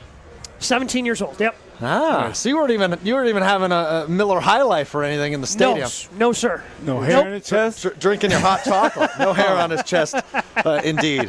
Jarrett Bush, Gabe Neitzel, Alex Strouf hanging out with you. It is time now to take a look at our best bets, which are presented by the Island Resort and Casino. It is a premier resort destination, the largest north of Milwaukee, with everything you like to do in one awesome location. Visit islandresortandcasino.com and book your total experience today. Let's start with the running backs. We will start with the opposing running back, Christian McCaffrey, all-purpose yards, rushing and receiving. 113.5 is the line today for Christian McCaffrey. Gabe Neitzel. I don't know why, because I shouldn't say this. I like where this is headed. I for whatever reason, I feel like this is going to be under. I feel like he just really hasn't. His numbers have been okay, but they haven't been Christian McCaffrey-like. He hasn't had those explosive plays, and I don't know if that's because the Achilles injury, he's trying to play through it, and that slowed him down just a little bit. But I am going to say it is an under for the number on Christian McCaffrey. I'm going to take the under. 113.5. Okay, I disagree with you. I'm going to take the over here. I think it is going to be a big McCaffrey game. I like your insanity, though. Yeah. I got to give some respect to that, because what in the world makes you feel that way? The answer is, I don't know. No, literally, there is no actual evidence that I should have to feel this way, because I have been banging the drum all year about how bad the run defense has been, how bad the front four has been, but I don't know. I feel like he's going to be under. I don't think it's going to be him. If the Niners are hanging around in this game, I think it's going to be Deebo Samuel who's going to keep them alive in this game. We will get to Deebo Samuel. He is not going to be him. Yeah. He is not him anymore. But he is. Well, at least right now. Based off the injury. But from the hamstring, right. Or in the Achilles, you're saying Christian McCaffrey is no longer, or not today. Not today. Not today. He is not. Was before. Correct. Because he hasn't been that all season. Could he get back to that? Yes. Oh, he absolutely could get. Yes, it's still Christian McCaffrey. He could get back to it. For Gabe Neitzel. But maybe next year after the Achilles completely heals. He puts it underneath him, right? Yep. All right, JB, you've got to break a tie here. 113.5. You like the over or the under? You know what? I don't know who else they go to. I like Jennings. I like Kittles. If he doesn't get it, Kittles has a breakout game. I don't know who else gets the ball. If Kittles and Jennings, if the ball gets distributed enough and productive enough, I think he goes under. Okay. JB, just out of curiosity, what's your favorite candy? Is it by chance Skittles? Can you taste the rainbow? No. You know what? That's a good question. We'll come back to it. George Kittle, 37.5 receiving yards. Sorry. Okay. Good. There you go. It's a good take. Yeah. I thought maybe you were because you were adding an S to George Kittle, so I thought maybe you had Skittles on the mind. That's where my head went, because Skittles are my favorite candy. So I do like Skittles. I do too. George Kittle, 37.5 receiving yards is all that is with no Brock Purdy today. 37.5. That seems pretty obtainable even with a backup quarterback, Gabe. I'm going to take the over there. I mean, I think the Niners are going to get some yards today, and if I'm taking the under on Christian McCaffrey, the yards have to come from somewhere, and George Kittle's a matchup nightmare for anyone. Yeah. And 37.5, he could do that on 2 catches pretty easily, so I'm going to take the over on Kittle. Okay. Over on 37.5 for Kittle, JB. Yeah, absolutely. He might do that in 1 catch. I mean, I hope not, but he could. Absolutely. Unless our pass rush, which we were knocking the whole time, comes up and is like, gives us the bird today and says, we're going to knock this quarterback down 8 to 9 times today. And so I think that would be the only deterring factor, was that the front 7 gets after the quarterback. Shanahan has no idea what to do. And they can't get Kittle's ball besides like an end around or maybe a little pop pass, out route. But for the most part, I think they got to get Christian McCaffrey the ball. Josh Jacobs, all-purpose, 93.5 today. Had a big game last week. He did, and I think that especially isn't this the type of game? Again, this isn't quite whatever you frozen say. I'll tundra. tell you this: my answer's gonna be yes, no matter what you're about to say. This isn't the frozen tundra yet. We're starting to get there. We're trending that way. We're starting to trend in that direction. This type of a colder weather game is exactly why you have the bigger back in Josh Jacobs. And honestly, I was really encouraged with the way he was really incorporated into the passing game last week. Yeah, that was great. I thought he was really good. What do you have, 4 catches? 5. 5. Had 5 catches last. Maybe he was 4 catches on 5 targets. Yeah. I think that might have been it. But the way that he was incorporated, I had said it the day that they had signed him, and maybe it was because of your favorite stat, Strouf, of how he had never had a touchdown reception in his career. I did like that stat. He was underrated as a pass catcher in Las Vegas with the Raiders, and I think with the game he had last week, he showed just how versatile of a back he really is. Well, let's go over those stats. 18 carries, 76 yards, and a rushing touchdown. 4 catches on 5 targets, 58 yards through the air for Josh Jacobs last week against the Chicago Bears. That's about 130 yards of total offense for JJ last week. Hopefully he can repeat that here this week. But the line, as I mentioned, is only 93.5. JB. Yeah, I think he goes over. He's a beast with the ball. I think we got to feed him. Just like hot coals on a train. You got to feed him. What was that analogy? You got to feed him like rain and dry ground to harvest your garden. You got to feed him. Okay. Like a starving baby. You got to feed him, baby. No fuel, no fire. A garden and a starving baby. You got to feed it. And a train. And a train. Don't forget about the train. Yeah, my bad. My bad for forgetting that. Yeah. Last player prop for you. Deebo Samuel's all-purpose yards. This is rushing and receiving is 57.5. Over. Oh, so you think it is a big Deebo game? I do. I mean, he has not been – he hasn't been a big part. You mentioned Juwan Jennings and the way he's really come on for the San Francisco 49ers. If the Niners are going to get right, it's going back to those guys that you trust. And it's something that I talk about a lot with the Kansas City Chiefs finding who they trusted en route to their Super Bowl run last year, which is why I want the Packers to find out, who do you trust? Make sure you're feeding those guys the ball. They certainly trust Josh Jacobs, figuring out who else they trust on a week-to-week basis. I think the Niners are going to get back to basics. They trust Deebo Samuel. They gave him a lot of big money. They're going to feed him the football today. Deebo Samuel, 57.5, Jared Bush. Yeah, over because I don't like Jair being Alexander being out. I really don't. I really feel that. Rightfully so. You don't like that.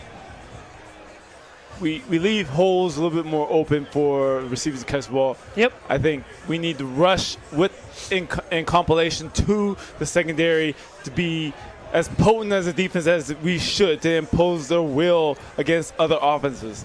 I think we need Jair Alexander personally. We don't have him today, so that puts a little concern in the air traffic control game. And so I think at that being said, Yeah, I think he does get it. Sorry, Jarrett, I have to interrupt you. I see a custom Romeo Dobbs jersey walking by, number 87. Now taking a left here towards our fence. White 87 jersey. The back of it says DOOOOOOBS. That's not how Dobbs is spelled, even if you were yelling it, I guess. Dobbs. But he's missing the U on the back of his jersey, but he has multiple O's. So Doobs is more what it says than like Romeo Dobbs. So anyway, I apologize for interrupting you, but my ADHD latched onto that, and I couldn't let go of it. The game total today, fellas, last one for you, 44.5. Given that we've said over and higher on a lot of these player props, I imagine in terms of points we might be looking at over and higher, 44.5. So for context, anything 24 to 20 would be your lowest under. Yeah. So I'm taking the under. My game prediction, which is we'll get to later, but it's out there on our social media channels. My combined score is under that, so I'll take the under. Okay. Barely slid in the under last week. Okay. Well, Vegas knows what they're doing, believe it or not. JB. Yeah, I think they come away with a win. I think it comes down to a tight game, like the Bears game. I think our kicker knocks it in again, and they hoist him on their shoulders, and he jumps in for a Lambeau leap to end the game. Okay. All right, Brandon McManus walking it on Second Lambeau leap for McManus. Well, he may have spoiled his Gruber Law as his one call, or maybe he's got a couple more up that sleeve, does the Super Bowl champion Jarrett Bush. We'll find that out next. Gabe Neitzel, Alex Strouf, JB, hanging out with you. We'll do our Gruber Law Office's one call coming up on the other side. It's Green Bay Game Day, presented by the Orthopedic Associates of Wisconsin. We're back with Green Bay Game Day after this on ESPN Wisconsin at 620 WTMJ.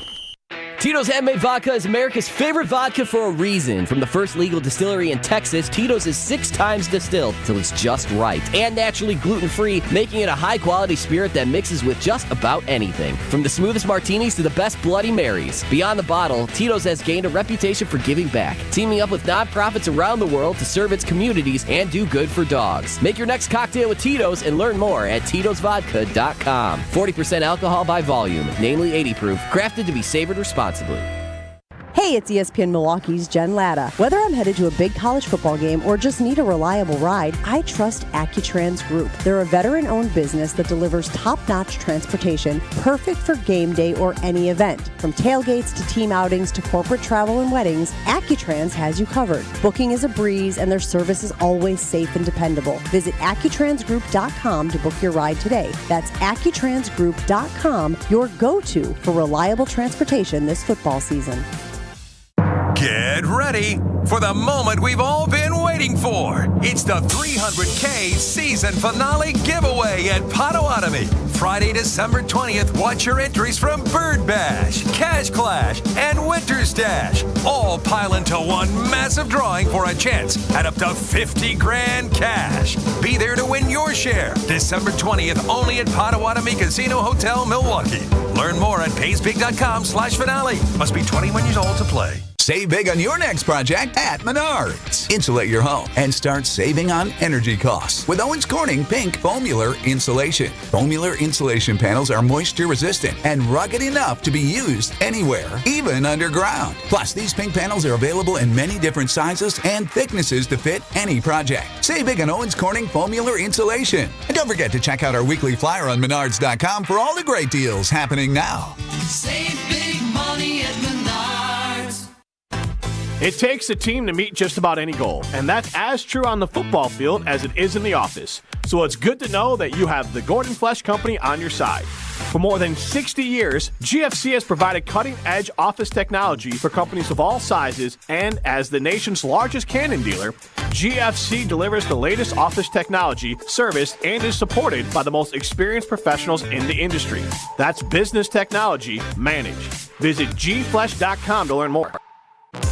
Bengo made his list and checked it twice. Turns out Bucs fans are really nice. Slay the holidays with a limited time ticket offer that will land you at the top of Bengo's nice list. Score gifts for the Bucs fans in your life. And treat yourself too. Holiday packages feature ticket codes to redeem now or use later. Exclusive Bucs holiday items and an e-gift card that can be used to eat, drink, and be merry at Pfizer Forum. Explore options at bucs.com/deal season. All you men, listen up. It's future Mrs. Brust here. I want to tell you about my wonderful experience at Robert Hack Diamonds. My fiancé Ben and the team at Robert Hack picked out my dream engagement ring for me, and then I personally worked with their team to pick out the perfect wedding band. Experience what I did at Robert Hack Diamonds. Stop in at their Brookfield or Greenfield location. While you're there, mention ESPN and spend at least $2,000 right now on any of their in-stock jewelry and get a free pair of 2-carat total weight diamond studs. It's a deal you can't pass up. If it wasn't for Robert Hack Diamonds and their team of jewelry experts, I wouldn't have trusted my fiancé Ben to make the right call. View what they have in stores online at roberthackdiamonds.com and get free diamond stud earrings. All you have to do is mention ESPN at their Brookfield or Greenfield locations when purchasing at least $2,000 of in-stock jewelry. I promise you won't be disappointed. This is Green Bay Game Day, presented by Orthopedic Associates of Wisconsin on ESPN Wisconsin at 620 WTMJ.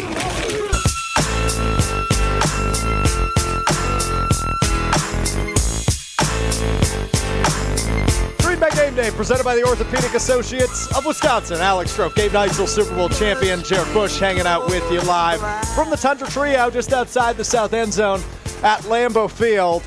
Okay, we're going to admit it. We're a little cold. A little bit. Look, I said I'm soft. I'll admit it. I'm cold. Gabe Neitzel, cold. Just my feet are a little bit cold. So this is my first season, part of the Green Bay Game Day crew, and we've got the great trailer up here on the Tundra Trio, and it's got the metal floor. Yeah. That's, this is where an extra pair of socks or wearing the boots with a little bit of a thicker bottom to them. Sure. I think I'll learn my lesson for when we're up here. There's a Monday Night Football game coming up on December 23rd. On Festivus, if you will. Yes, December Festivus 23rd. indeed.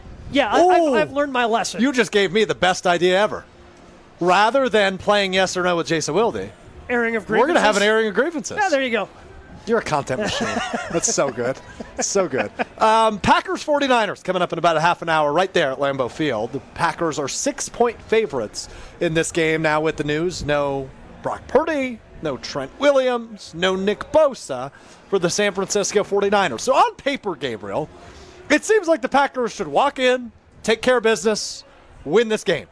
However, the thing with the 2024 Green Bay Packers, it is never that easy. Last week, everybody thought the same thing. Right. We had the conversation on our show last week when, after Jen Latta had done weekly wagers, it's only 5.5 points. Why is this spread only 5.5 points? The Packers are going to win by $1 billion. Why is it only 5.5 points? And, of course, it ends up being a tighter game than anticipated. Look, I would love it if this would be the game where the Packers really start to take care of their business. But much like with the Jordan Love and the interceptions, I can't get quite out in front of it and say, oh, yeah, Packers are going to cruise. This is going to be an easy one. They're not going to let a team hang around because that's what they've done all season. All the games they've played outside of the game against the Arizona Cardinals here at Lambeau Field have been close. They've been tight. Jordan Love's throwing interceptions. Now, I think they can eventually get to there, but I can't keep predicting it to happen. So I think I have to go into this game expecting, while I do expect the Packers to win, I expect it to be maybe a little bit closer than maybe you would like with all the star power that's missing from the 49ers. First couple of games beginning to go final in the noon slate of this NFL schedule here in week number 12 of the NFL season. I know I say this every week. It's already week 12. Yeah. The NFL season just flies like no other. Buccaneers and Giants over and done with. Buccaneers roll in New Jersey 30-7. The Buccaneers now 5-6 on the year. Looking like the Lions are going to win as that game enters the 2-minute warning. Lions up big on the Indianapolis Colts 24-6. So both the NFC North leader and the NFC leader going to be the first team in the NFL to get to double-digit wins. 10-1 the Lions will be when that game goes final. They lead by 18 with 2 minutes to go in that one. The rest of the games before the 2-minute warning, and a couple of them closer than you'd anticipate. The Chiefs still in a one-possession game with the Carolina Panthers. It's 27-19, an 8-point lead. 3.5 minutes to go there. The Cowboys up on the Commanders 20-9. So looking like Dallas might get a win over the Commanders on the road with Cooper Rush playing quarterback. 3:45 to go there. The Commanders do have the ball, so that one not quite over. The Dolphins, big lead on the Patriots with 6 minutes to play in the fourth quarter there. 31-15, Dolphins lead the Pats. Titans still in front of the Texans, but Texans with the football. It is 30-27, Tennessee leads. Under 4 minutes to play, and Texans have the football. And a one-possession game in the NFC North. Vikings lead the Bears with the football and the lead, 24-16. About 3.5 or so minutes to go in that one. 8-point lead for the Vikings. So looking, at least as of now, like the Vikings and Lions both going to get wins in the NFC North, which makes this one, Gabe, even more of a must-win for Green Bay. Yeah, but you want to keep pace. Again, even if it just seems like a long shot right now that you're going to be able to chase down the Lions or the Vikings, you want to at least keep it as an option. If you catch fire and get a little bit of a winning streak here, you want to make sure that that game in a couple of weeks against the Lions in Detroit on that Thursday is going to be, okay, hey, maybe if we win this game, now all of a sudden we're back in this thing. We're back in, and we can make a run at potentially winning the division. Yep. And I think it's just so hard. I know you guys did it, Jarrett, and everybody was like, oh, the last time they won a Super Bowl, they were the 6th seed, and they won 3 games on the road. Yeah, well, they've been wild cards. They've been, division leaders. They've been the number 1 seed ever since then. I just think it's such a hard route to do, to win 3 games on the road. If you can at least get some home games as part of that run in the postseason, it just makes that route to the Super Bowl so much easier to get to. It does. It does. I think it makes things easier. I think we all know, but the grooming process is never easy. Yeah. I think as you take out a new pencil at Walmart and you stick it in a pencil sharpener, that pencil goes through hell. Yeah. But at the end of the day, when you pull it out, you can leave your mark on something. Come on. Mr. Analogy, Jarrett Bush. You can leave your mark on something. You didn't see that coming, did you? No, that was savvy. That was savvy. You didn't know where that was going. You can make your imprint onto something. You can make your stamp on something. You can leave a legacy behind. You can leave a Super Bowl trophy, leaving in some trophy room here in Lambeau Field. And so the line, that pencil goes through hell, it was terrific. Sorry to cut you off. Continue. And hopefully I can say it on radio, but you can't. Oh, I'm sorry, Mr. Owner of ESPN. But I think you sometimes when it's hard, you got to do it hard. Now you definitely want to try to stay in the light. Yep. During the process, through the journey, and there's times where you can dip down into that. But for the most part, you got to go through that grooming process, and sometimes you got to go through those bumps in the roads through that journey. And I think that's where the beauty of the journey to getting to where we got at that Super Bowl was so sweet, because we had so many injuries. We had so many guys that went IR. We had so many, we don't know what the heck's going on. We got A-Rod, concussed. We got Matt Flynn. We have no idea what he can do. Comes out there and he breaks his touchdown record. Yeah. But before that game, Gabe, we would have been like, yeah, I don't know. I had no idea. We had no idea. So, but that's what makes it so sweet when we made that 16. We're like, well, okay, we got in the tournament. All you got to do is get in. We don't know how it's going to shake out, but then we just started playing, and we started playing well. We started believing, and A-Rod caught fire. The defense caught fire. All 3 phases caught fire. Even Mason, he was like, dude, I think if we blindfold you, I think you still make it. It sounds crazy, but I think sometimes it's necessary, to go through that journey. And yes, I understand. I'm just challenging the thought of what's easier. Yep. But it seemed effortless when we were playing. Yes, it did. It seemed effortless, and I guess I'm just changing the terminology of what's easier, or maybe because you still need effort. Yeah. I don't think it's easy at any point playing an NFL game. My feet used to hurt every game. I can't imagine. I bet. Cannot imagine. It was not easy. No, it is not. My toenails were black. Okay, that I didn't want to know. that I didn't. Now I've got a mental image. Wait. As the audience, don't you want to know that? You want to hear dazzling about, detail. That's what they say. A football player's toenails, or maybe broken fingers that you gotta wrap up and go to the chiropractor the next day. That's fair. So it's never easy, but I think it made it so much sweeter to go that route and to tell the story of how we did it versus like, oh, we were the number 1 seed going into it, and guess what? Someone can predict that story. Yeah. Uh-huh. So it happens a lot. Right. And you won. Oh, I could have forethought that. But knowing when we talk about the 6th seed and winning, I don't think they predict us winning it. No. You know what I'm saying? Nobody was. Certainly you never heard underdogs about that the Packers and you never heard about football, you would not predict us to win in that story. But 2010, ring on Jarrett Bush's finger. Indeed. Your captain's day for Packers 49ers, quarterback Jordan Love, linebacker Quay Walker, long snapper Matt Orzech. How about Orzy calling the coin flip today? Heads, always. I mean, he's not calling it, right? No, J Love. Yeah, there we go. And All heads right. always. He just gets to hang out there at midfield. And what I would say to silly body, Pookie, J Love, whatever you want to call him, I tell him heads. Pookie. Heads? Yeah, I'm a heads over tails guy every day of the week. You, JB, heads or tails? When you were out there, what'd you ever call? Heads or tails? Heads. What? Yes. Yeah. You're a Tails never guy. fails. But it does, is the issue. And it has failed in 4 of the last 6 Super Bowls. Why I know that, don't ask. I think we can all figure out the context clues of why you would know that. Yeah. It's won me money 4 of the last 6 years is what that means. Hey, it's time now to take a look at our Gruber Law Office's one call. We all make one prediction for the upcoming game between the Packers and the 49ers. We get it right, you're going to hear about it, by the way. I might tell you that much. Gruber Law Offices has a reputation for winning. Their experienced and powerful team works tirelessly to help people and families seriously injured in accidents by providing the best care and service. There is never a fee until your case is won. Gruber Law Offices has been serving the people and state of Wisconsin for over 35 years. Gruber Law Offices, one call, that's all. Don't know how big of a call this is, but I don't know how much they're going to be dropping back with Brandon Allen. I will take the Packers for 3 sacks today of Brandon Allen. It's probably a little bit above their season average, so I think it's kind of a bold prediction. I like it.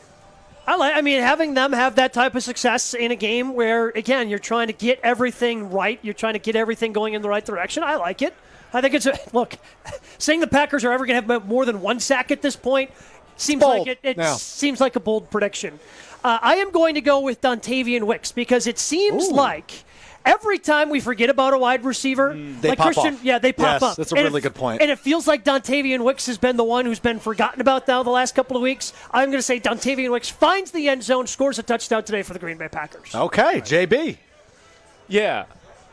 I got a concern about their pitch and Gruber call one call that's all tirelessly, or is it relentlessly? Both. I feel like you're going to be tired in the courtroom. I want to be relentless. I want relentless. Anyways, my one call that's all is I think that front seven is going to get after it. I think that front seven is going to knock around. Brandon Allen. There it is. Ding, ding, ding. He's going to get knocked around 8 or 9 times. Because why? Because that defensive line, they're licking their chops. They got a rookie quarterback. He's green Backup left tackle. He's green in the ears. He's green in the eyes. And he doesn't know what to do. I mean, if they get after him, it's going to be a walk in the park for this Packers team today if they can rattle him. They're just going to find – he's trying to find Chris McCaffrey as he draws back, and George Kittle's in some type of zone if they play zone. And I think he's going to have a tough day. Does Brandon Allen throw an interception today? Yeah. Yes. Yes, he does. Does Jordan Love throw an interception today? Yes. Hopefully not. Yeah, I'm hopefully not. Hopefully not, but yes. Yeah, that's where I land as well. Hopefully not, but yes. I saw an unbelievable stat yesterday. I don't know if either of you have seen this. Gabe, you probably have. You're a fountain of knowledge. You've seen every stat. 8 games in a row for Jordan Love throwing an interception. That is the longest Packers streak since Brett Favre in 2005, 2006. I was about to say, I know Brett. But when, Brett? It was the end of Brett. The end of the season in 05, beginning of the season in 06. It carried over into. So it has been 18 years since we've seen quarterback play of this juncture. Yeah. So I don't know if that makes it feel any better or worse, or I don't know. 05 was a rough year. So. 05 was a really rough year. Yeah. 4-12, right? Yeah, 4-12. And honestly, the beginning of 06 wasn't great either. The Packers were 4-8 before they rattled off 4 in a row. Right. To finish 8-8. The Mike McCarthy era began with a shutout season. Yeah. Started off bad, but then it got real good. It sure did. It got real good after that. It got real good. Yeah. You know what? I was on the plane coming to Green Bay. I was like, what's Green Bay Packers record? I was like, 4-12. I was like, oh, shoot.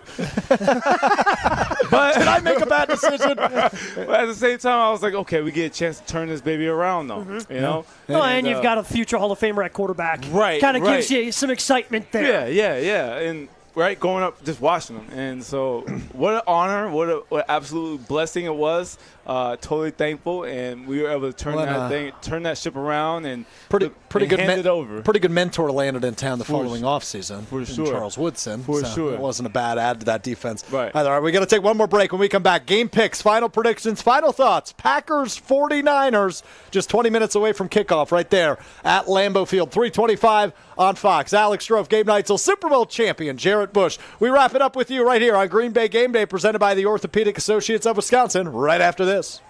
Stay right here. Green Bay Game Day will be right back on ESPN Wisconsin and 620 WTMJ. It's the holiday season, my favorite time of year. Festive decorations, family gatherings, using our gift boxes. Honestly, I'm happier to see a Using Our Gift Box at my door than Santa. The Using Our Gift Box doesn't require cooking, just eating. And who's not up for that during the holidays? Make someone's day by sending them the tastiest gift in town, a box filled with Using Our's delicious sausage, cheese, and assorted goodies. Order yours today. It's easy. Just go to usingar.com and click on gifts. Swing into action to experience Sweetgrass and Sage Run in 2025. The Island Resort and Casino Stay and Play packages are a hole-in-one. By blending award-winning golf with exceptional amenities, we've become the premier resort destination in the Midwest. But don't wait. These popular packages fill up fast. To book your 2025 golf getaway and secure your spot on the green, visit islandresortgolf.com today. This holiday season, the Salvation Army needs your help. Bell ringers are working hard, and our service depends on generous donations like yours. Every dollar donated helps us provide meals, shelter, and emergency support to families in crisis, not just at Christmas, but all year long. From immediate need to long-term care, your donation can create lasting change in our communities. Join us in making a difference. Volunteer as a bell ringer or donate today. Visit salvationarmywi.org to learn how you can help.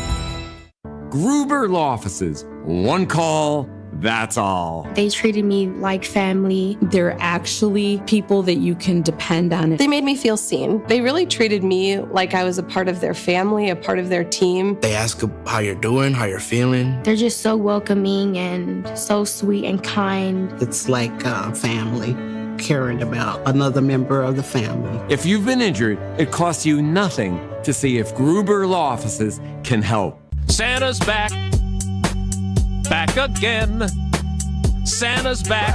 That's not a Christmas song, Dad. That's true, Sid, but I'm celebrating our ESPN Wisconsin Racine Danish Kringle's Jingle for Your Kringle contest on Wilde and Tausch, where you could win Kringle for a year. It's back for another year. Can I enter? Sure, anyone can. All you have to do is submit your own original jingle to celebrate the holidays and Racine Danish Kringle to ESPNWisconsinContest.com. Then we'll pick the most creative songs, and our grand prize winner will get Kringle for a year. There's only one requirement. Make sure you include Racine Danish Kringles. It's not just a treat, it's a tradition in your jingle. Or if you don't want to sing, but you still want to celebrate the holidays with the Racine Danish Kringle, call 800-4DANISH or visit Kringle.com and order their all-new Holiday Stick Sampler. Sweet dreams of holiday Kringle, Mary Berry and apple, and lots of icing too. Sid, what are you doing? I'm working on my jingle. Kringle, I love you.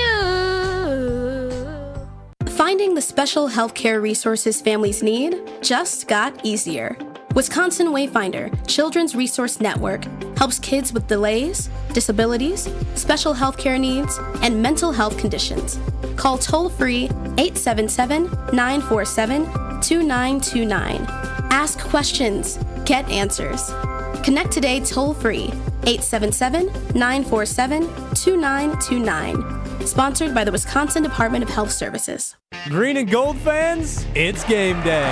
And you know what that means. Tailgating with friends and raising a glass to our favorite team. This season, make Bacardi the star of your pregame party. Whether you're mixing up a classic Bacardi and cola, refreshing Bacardi lime and soda, or a smooth spiced and cola, Bacardi is the perfect pick for game day fun. Grab a bottle and get ready to cheer on Green Bay with the best in hand. Available now at your local retailer. Live passionately, drink responsibly. Bacardi USA, Miami, Florida. Rum 40% alcohol by volume. Welcome back to Green Bay Game Day, presented by Orthopedic Associates of Wisconsin on ESPN Wisconsin and 620 WTMJ.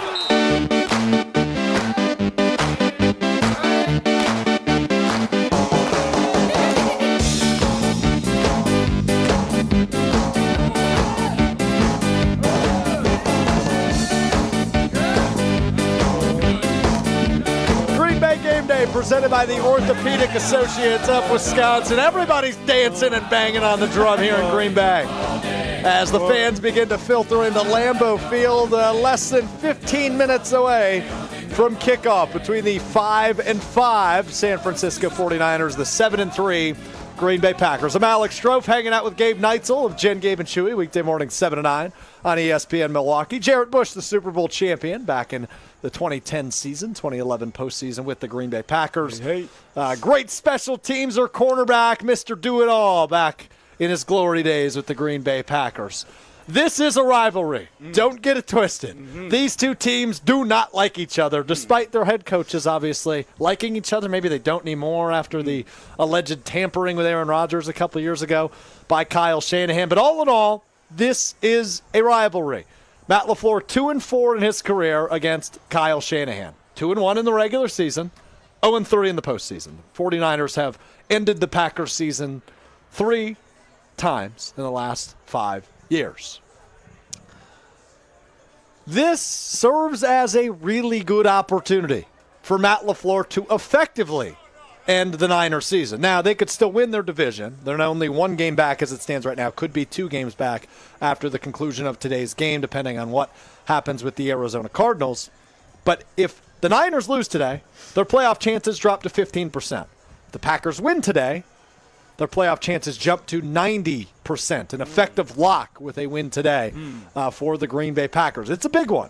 And the monkey on Matt LaFleur's back is more so about the postseason, but he's been little brothered quite a bit by Kyle Shanahan, the head coach of the 49ers. We'll start with the Super Bowl champion, Jarrett Bush. How do you see this one playing out between the Niners and the Packers? You know what? I did take a long pause, but I think I want my Packers, my beloved Packers, to win. You know, I got to acknowledge, I can't help that John Anderson's story about Peyton Manning and Eli. That's so good. Sticks out of my mind, yeah. But at the same time, you know what? I think Eli collected the Super Bowls faster than Eli did. So there's hope. So I definitely feel that the Packers, they go up. I think they go up fast. I think they go fast and furious, and I think they try to knock off Brandon Allen's head, and I think his helmet falls off, and I think from that point on, I think he plays scared, and we continue to compound and multiply points. I think 21-3, and then I think they start to try to climb back in the game, and we let them back in the door. Close, maybe like 18-21, or maybe like 24-20. That's my call. So close. Yeah. I see the Packers kind of like last week getting off to a fast start. I mean, Matt LaFleur, they have gotten off to fast starts. Maybe get off to that. And kind of finding that little bit of a lull in the middle part of the game. Touchdown late makes it maybe seem a little bit, bigger margin than it was for most of the game. But I think the Packers ultimately win this one, Strophy, 24-14. I'm hoping that they can start cleaning up some of those mistakes that have allowed some of those teams to hang around. I would love for this to be a blowout game, but the Packers just haven't shown us outside of that Cardinals game that they're capable of not shooting themselves in the foot and ultimately, allowing teams that we think they're better than to hang around. And with all the injuries that the Niners have, the Packers are a significantly better team. They're more talented. They're healthier. but they just haven't proven that they can put away these types of teams. Right. Real quick, before we get back to that one. We go to Chicago. The Vikings held on to a 10-point lead. The Bears able to punch it in, make it a 3-point game, 27-24. The Bears recovered the onside kick by Cairo Santos. Wow. Then proceeded to throw a 40-yard pass to DJ Moore.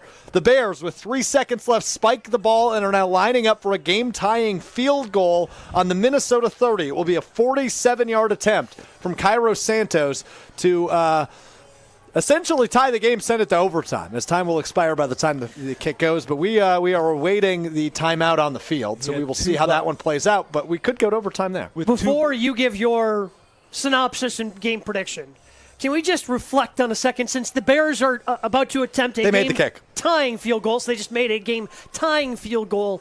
Can we just reflect that last week's a potential game-winning field goal that was blocked, and the Bears subsequently wanted to let the world know that they thought the Packers had some illegal shenanigans going on and there should have been a penalty, and they wanted to let everybody know, hey, we submitted this play to the league. We want the league to look at this. True. The league, if you happen to miss it, the league did get back to the Chicago Bears and said, no, there was nothing illegal that happened on that play.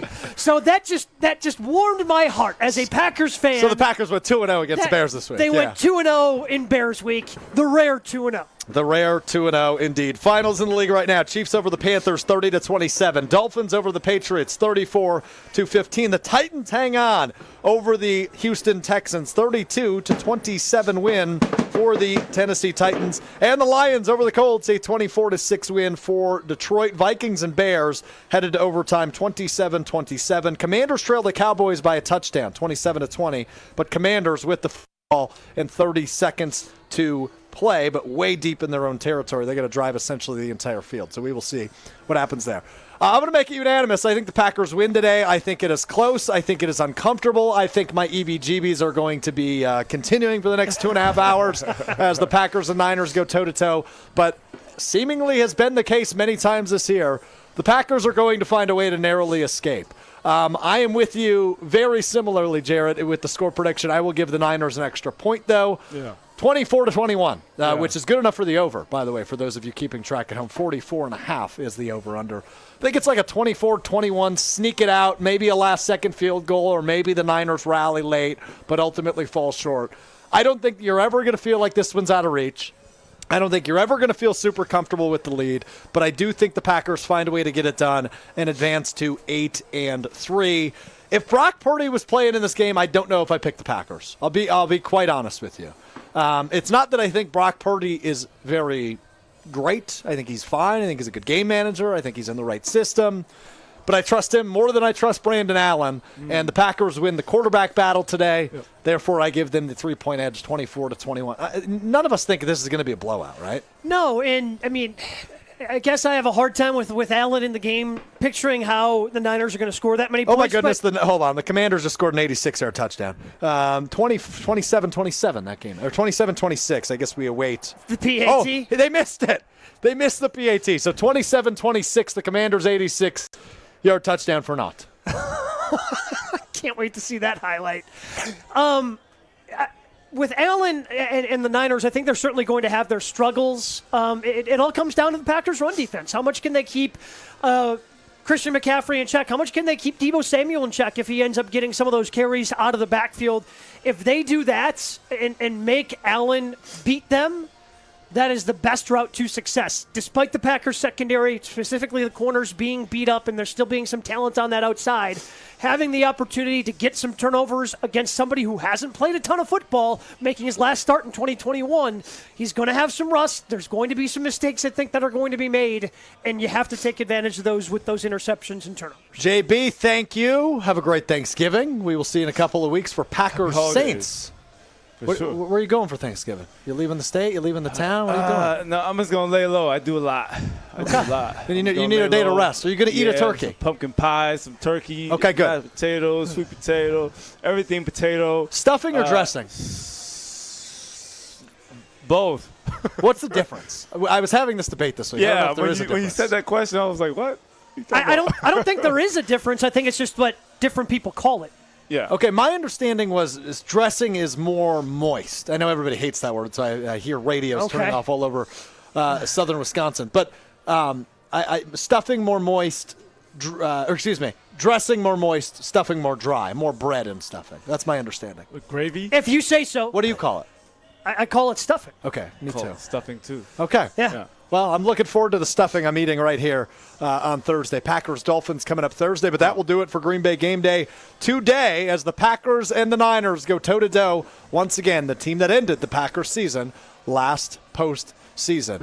JB, thank you. My pleasure. Gabe Neitzel, thank you. Sure.